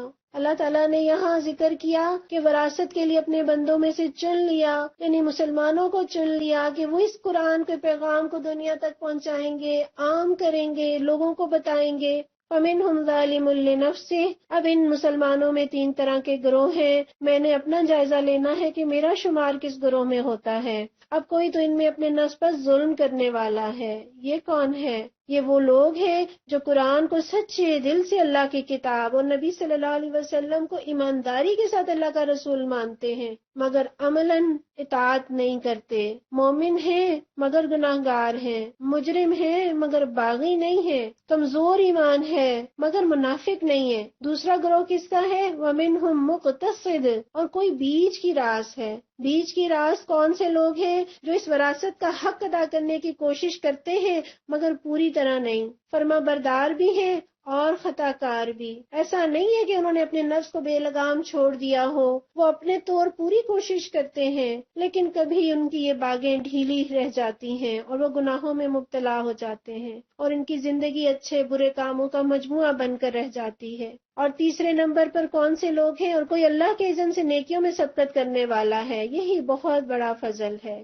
یہ کون ہے؟ جو قرآن اور سنت پر عمل کرنے میں پیش اللہ کا پیغام اس کے بندوں تک پہنچانے میں آگے آگے، قربانیاں دینے میں سب سے آگے، بھلائی کے کام میں تیزی دکھانے والے، یہ لوگ جان بوجھ کر نافرمانی نہیں کرتے اور اگر غلطی سے کوئی گناہ سرزد ہو جائے تو فوراً ہی شرمندہ ہو جاتے ہیں، اور یہ امت مسلمہ میں سب سے افضل لوگ ہیں۔ میں کس گروہ میں شامل ہوتی ہوں اور مجھے اس افضل گروہ میں شامل ہونا ہے تو میں کیا کروں کہ میں اس میں شامل ہو جاؤں؟ آج تو اللہ نے مجھے اور آپ کو اس قرآن کے پڑھنے پڑھانے کے لیے چنا ہے، لیکن ہم میں بھی 3 گروہ بن جائیں گے۔ ایک وہ لوگ ہوں گے جو اس نعمت کی قدر ہی نہیں کریں گے، جیسے کوئی تعلق ہی نہیں، بس رمضان ختم اور قرآن سے تعلق بھی ختم۔ ایک وہ لوگ ہوں گے جو کبھی پڑھ لیا اور کبھی نہیں، اور تیسرے وہ لوگ ہوں گے جن کا قرآن کا سفر شروع ہوتا ہے تو مرتے دم تک ختم نہیں ہوتا، سیکھتے بھی ہیں، سکھاتے بھی ہیں اور ہر نیکی کے کام میں پیش۔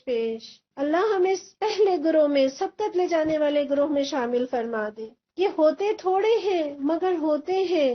ہمیشہ رہنے والی جنتیں ہیں جن میں یہ لوگ داخل ہوں گے، وہاں انہیں سونے کے کنگنوں سے اور موتیوں سے آراستہ کیا جائے گا، وہاں ان کا لباس ریشم ہوگا اور وہ کہیں گے وَقَالُوا الْحَمْدُ لِلَّهِ الَّذِي أَذْهَبَ عَنَّا الْحَزَنَ، شکر ہے اس خدا کا جس نے ہم سے غم دور کر دیا۔ یہ کون سا غم تھا؟ مومن کا غم کون سا غم؟ کہیں اللہ ناراض نہ ہو جائے، کہیں مجھ سے کوئی گناہ نہ ہو جائے، اسے آخرت کا غم، اسے قبر کا غم، موت کا غم، نیکیاں ضائع نہ ہو جائیں، گناہ نہ بڑھ جائیں، اللہ توبہ قبول کر لے، لوگوں کی ہدایت کا غم۔ سے پتہ چلتا ہے کہ جنت کے راستے میں بڑے غم ہیں۔ ان ربنا لغفور شکور، یقیناً ہمارا رب معاف کرنے والا اور قدر فرمانے والا ہے، جس نے ہمیں اپنے فضل سے ابدی قیام کی جگہ ٹھہرایا۔ اب یہاں نہ کوئی ہمیں مشقت پیش آتی ہے اور نہ تکان لاحق ہوتی ہے، اور جن لوگوں نے کفر کیا ان کے لیے جہنم کی آگ ہے، نہ ان کا قصہ پاک کر دیا جائے گا کہ مر جائیں اور نہ ان کے لیے جہنم کے عذاب میں کوئی کمی کی جائے گی۔ اس طرح ہم بدلہ دیتے ہیں ہر اس شخص کو جو کفر کرنے والا ہو۔ وہ وہاں چیخ چیخ کر کہیں گے اے ہمارے رب ہمیں یہاں سے نکال لے تاکہ ہم نیک عمل کریں ان اعمال سے مختلف جو پہلے کرتے رہے تھے۔ انہیں جواب دیا جائے گا کیا ہم نے تم کو اتنی عمر نہ دی تھی جس میں کوئی سبق لینا چاہتا تو سبق لے سکتا تھا؟ بخاری کی ایک حدیث ہے، اللہ تعالیٰ نے اس آدمی کے عذر کے سلسلے میں حجت تمام کر دی یہاں تک کہ وہ 60 سال کی عمر کو پہنچ گیا، یعنی اب اس کے لیے کوئی حجت باقی نہیں، 60 سال کی عمر کو پہنچ گیا اور پھر بھی وہ سدھرا نہیں۔ اللہ تعالیٰ فرماتے ہیں اور تمہارے پاس متنبع کرنے والا بھی آ چکا تھا اب مزہ چکھو، ظالموں کا یہاں کوئی مددگار نہیں۔ بے شک اللہ آسمان اور زمین کی ہر پوشیدہ چیز سے واقف ہے، وہ تو سینوں کے چھپے ہوئے راز تک جانتا ہے۔ وہی تو ہے جس نے تم کو زمین میں خلیفہ بنایا۔ اب جو کوئی کفر کرتا ہے اس کے کفر کا وبال اسی پر ہے، اور کافروں کو ان کا کفر اس کے سوا کوئی ترقی نہیں دیتا کہ ان کے رب کا غضب ان پر زیادہ سے زیادہ بھڑکتا چلا جاتا ہے۔ کافروں کے لیے خسارے میں اضافے کے سوا کوئی ترقی نہیں۔ اے نبی صلی اللہ علیہ وسلم، ان سے کہو کبھی تم نے دیکھا بھی ہے اپنے ان شریکوں کو جنہیں تم خدا کو چھوڑ کر پکارا کرتے ہو؟ مجھے بتاؤ انہوں نے زمین میں کیا پیدا کیا ہے یا آسمانوں میں ان کی کیا شرکت ہے؟ اگر یہ نہیں بتا سکتے تو ان سے پوچھو کیا ہم نے انہیں کوئی تحریر لکھ کر دی ہے جس کی بنا پر یہ اپنے اس شرک کے لیے کوئی صاف سند رکھتے ہوں؟ نہیں، بلکہ یہ ظالم ایک دوسرے کو محض فریب کے جھانسے دیے جا رہے ہیں۔ حقیقت یہ ہے کہ اللہ ہی ہے جو آسمان اور زمین کو ٹل جانے سے روکے ہوئے ہے، اور اگر وہ ٹل جائیں تو اللہ کے بعد کوئی دوسرا انہیں تھامنے والا نہیں۔ بے شک اللہ حلیم اور درگزر کرنے والا ہے۔ یہ لوگ کڑی کڑی قسمیں کھا کر کہتے تھے اگر کوئی خبردار کرنے والا ان کے ہاں آ گیا ہوتا تو یہ دنیا کی ہر دوسری قوم سے بڑھ کر راست رو ہوتے، مگر جب خبردار کرنے والا ان کے پاس آ گیا تو اس کی آمد نے ان کے اندر حق سے فرار کے سوا کسی چیز میں اضافہ نہ کیا۔ یہ زمین میں اور زیادہ استکبار کرنے لگے اور بری بری چالیں چلنے لگے، حالانکہ بری چالیں اپنے چلنے والوں ہی کو لے ڈوبتی ہیں۔ اب کیا یہ لوگ اس کا انتظار کر رہے ہیں کہ پچھلی قوموں کے ساتھ اللہ کا جو طریقہ رہا ہے وہی ان کے ساتھ بھی برتا جائے؟ یہی بات ہے تو تم اللہ کے طریقے میں ہرگز کوئی تبدیلی نہ پاؤ گے، اور تم کبھی نہ دیکھو گے کہ اللہ کی سنت کو اس کے مقرر راستے سے کوئی طاقت پھیر سکتی ہے۔ کیا یہ لوگ زمین میں کبھی چلے پھرے نہیں کہ انہیں ان لوگوں کا انجام نظر آتا جو ان سے پہلے گزر چکے ہیں اور ان سے بہت زیادہ طاقتور تھے؟ اللہ کو کوئی چیز عاجز کرنے والی نہیں ہے، نہ آسمانوں میں اور نہ زمین میں۔ وہ سب کچھ جانتا ہے اور ہر چیز پر قدرت رکھتا ہے۔ اگر کہیں وہ لوگوں کو ان کے کیے کرتوتوں پر پکڑتا تو زمین پر کسی متنفس کو جیتا نہ چھوڑتا، مگر وہ انہیں ایک مقرر وقت تک کے لیے مہلت دے رہا ہے، پھر جب ان کا وقت آن پورا ہوگا تو اللہ اپنے بندوں کو دیکھ لے گا۔ ربنا تقبل منا انك انت السميع العليم وتب علينا انك انت التواب الرحيم وصلى الله تعالى على رسول خير خلقه محمد وعلى آله واصحابه اجمعين برحمتك یا ارحم الراحمین۔ پروردگار ہم تجھ سے دعا کرتے ہیں ہم نے جو کچھ پڑھا ہے اس پر عمل کرنے کی توفیق عطا فرما۔ یا اللہ ہم بڑے کمزور ہیں، یا اللہ شیطان اور ہمارے ارد گرد بے دین اور گمراہ لوگ ہمیں دین سے ہٹانے کی بڑی کوشش کرتے ہیں۔ پروردگار اب ہم نے قرآن پڑھ لیا، یا اللہ تو اس قرآن پر ہمیں تھم جانے والا بنا دے، یا اللہ تو ہمارے دل کو اپنے دین پر جما دے، یا ارحم الراحمین تو ہمارے حال پر رحم فرما، ہمارے ایمان کو مضبوطی عطا فرما۔ یا اللہ تو ہمیں دنیا والوں کے شر سے بچا، مخلوقات کے شر سے بچا۔ پروردگار ہماری جو ساتھی بیمار ہیں، یا اللہ ہمارے اسی گروپ کی ایک ساتھی ایک دم اچانک بیمار ہو گئی، آئی سی یو میں چلی گئی، یا ارحم الراحمین جب بھی بیمار ہوتے ہیں آپ ہی شفا دیتے ہیں، یا اللہ تو انہیں شفا دے، اور جتنے بھی بیمار ہیں یا اللہ ان سننے والوں میں سب کی بیماریوں کو دور فرما، جن کے گھروں میں بیماریاں ہیں انہیں دور فرما، یا اللہ جن کی اولادیں بے زوج ہیں انہیں صالح آنکھوں کی ٹھنڈک والے زوج عطا فرما۔ پروردگار ہماری آنکھیں ہماری اولادوں کے ذریعے سے ٹھنڈی فرما، ان کی صالحیت کے ذریعے سے اور ان کی خوشی کے ذریعے سے پروردگار ہماری آنکھوں کو ٹھنڈا کر دے۔ یا ارحم الراحمین جب تک زندہ رہیں تیرے دین کی خدمت کرتے ہوئے زندہ رہیں، اور جب موت آئے تو اس حال میں پروردگار کہ تو ہم سے راضی ہو اور ہم اپنے انجام سے خوش ہوں۔ آمین یا رب العالمین۔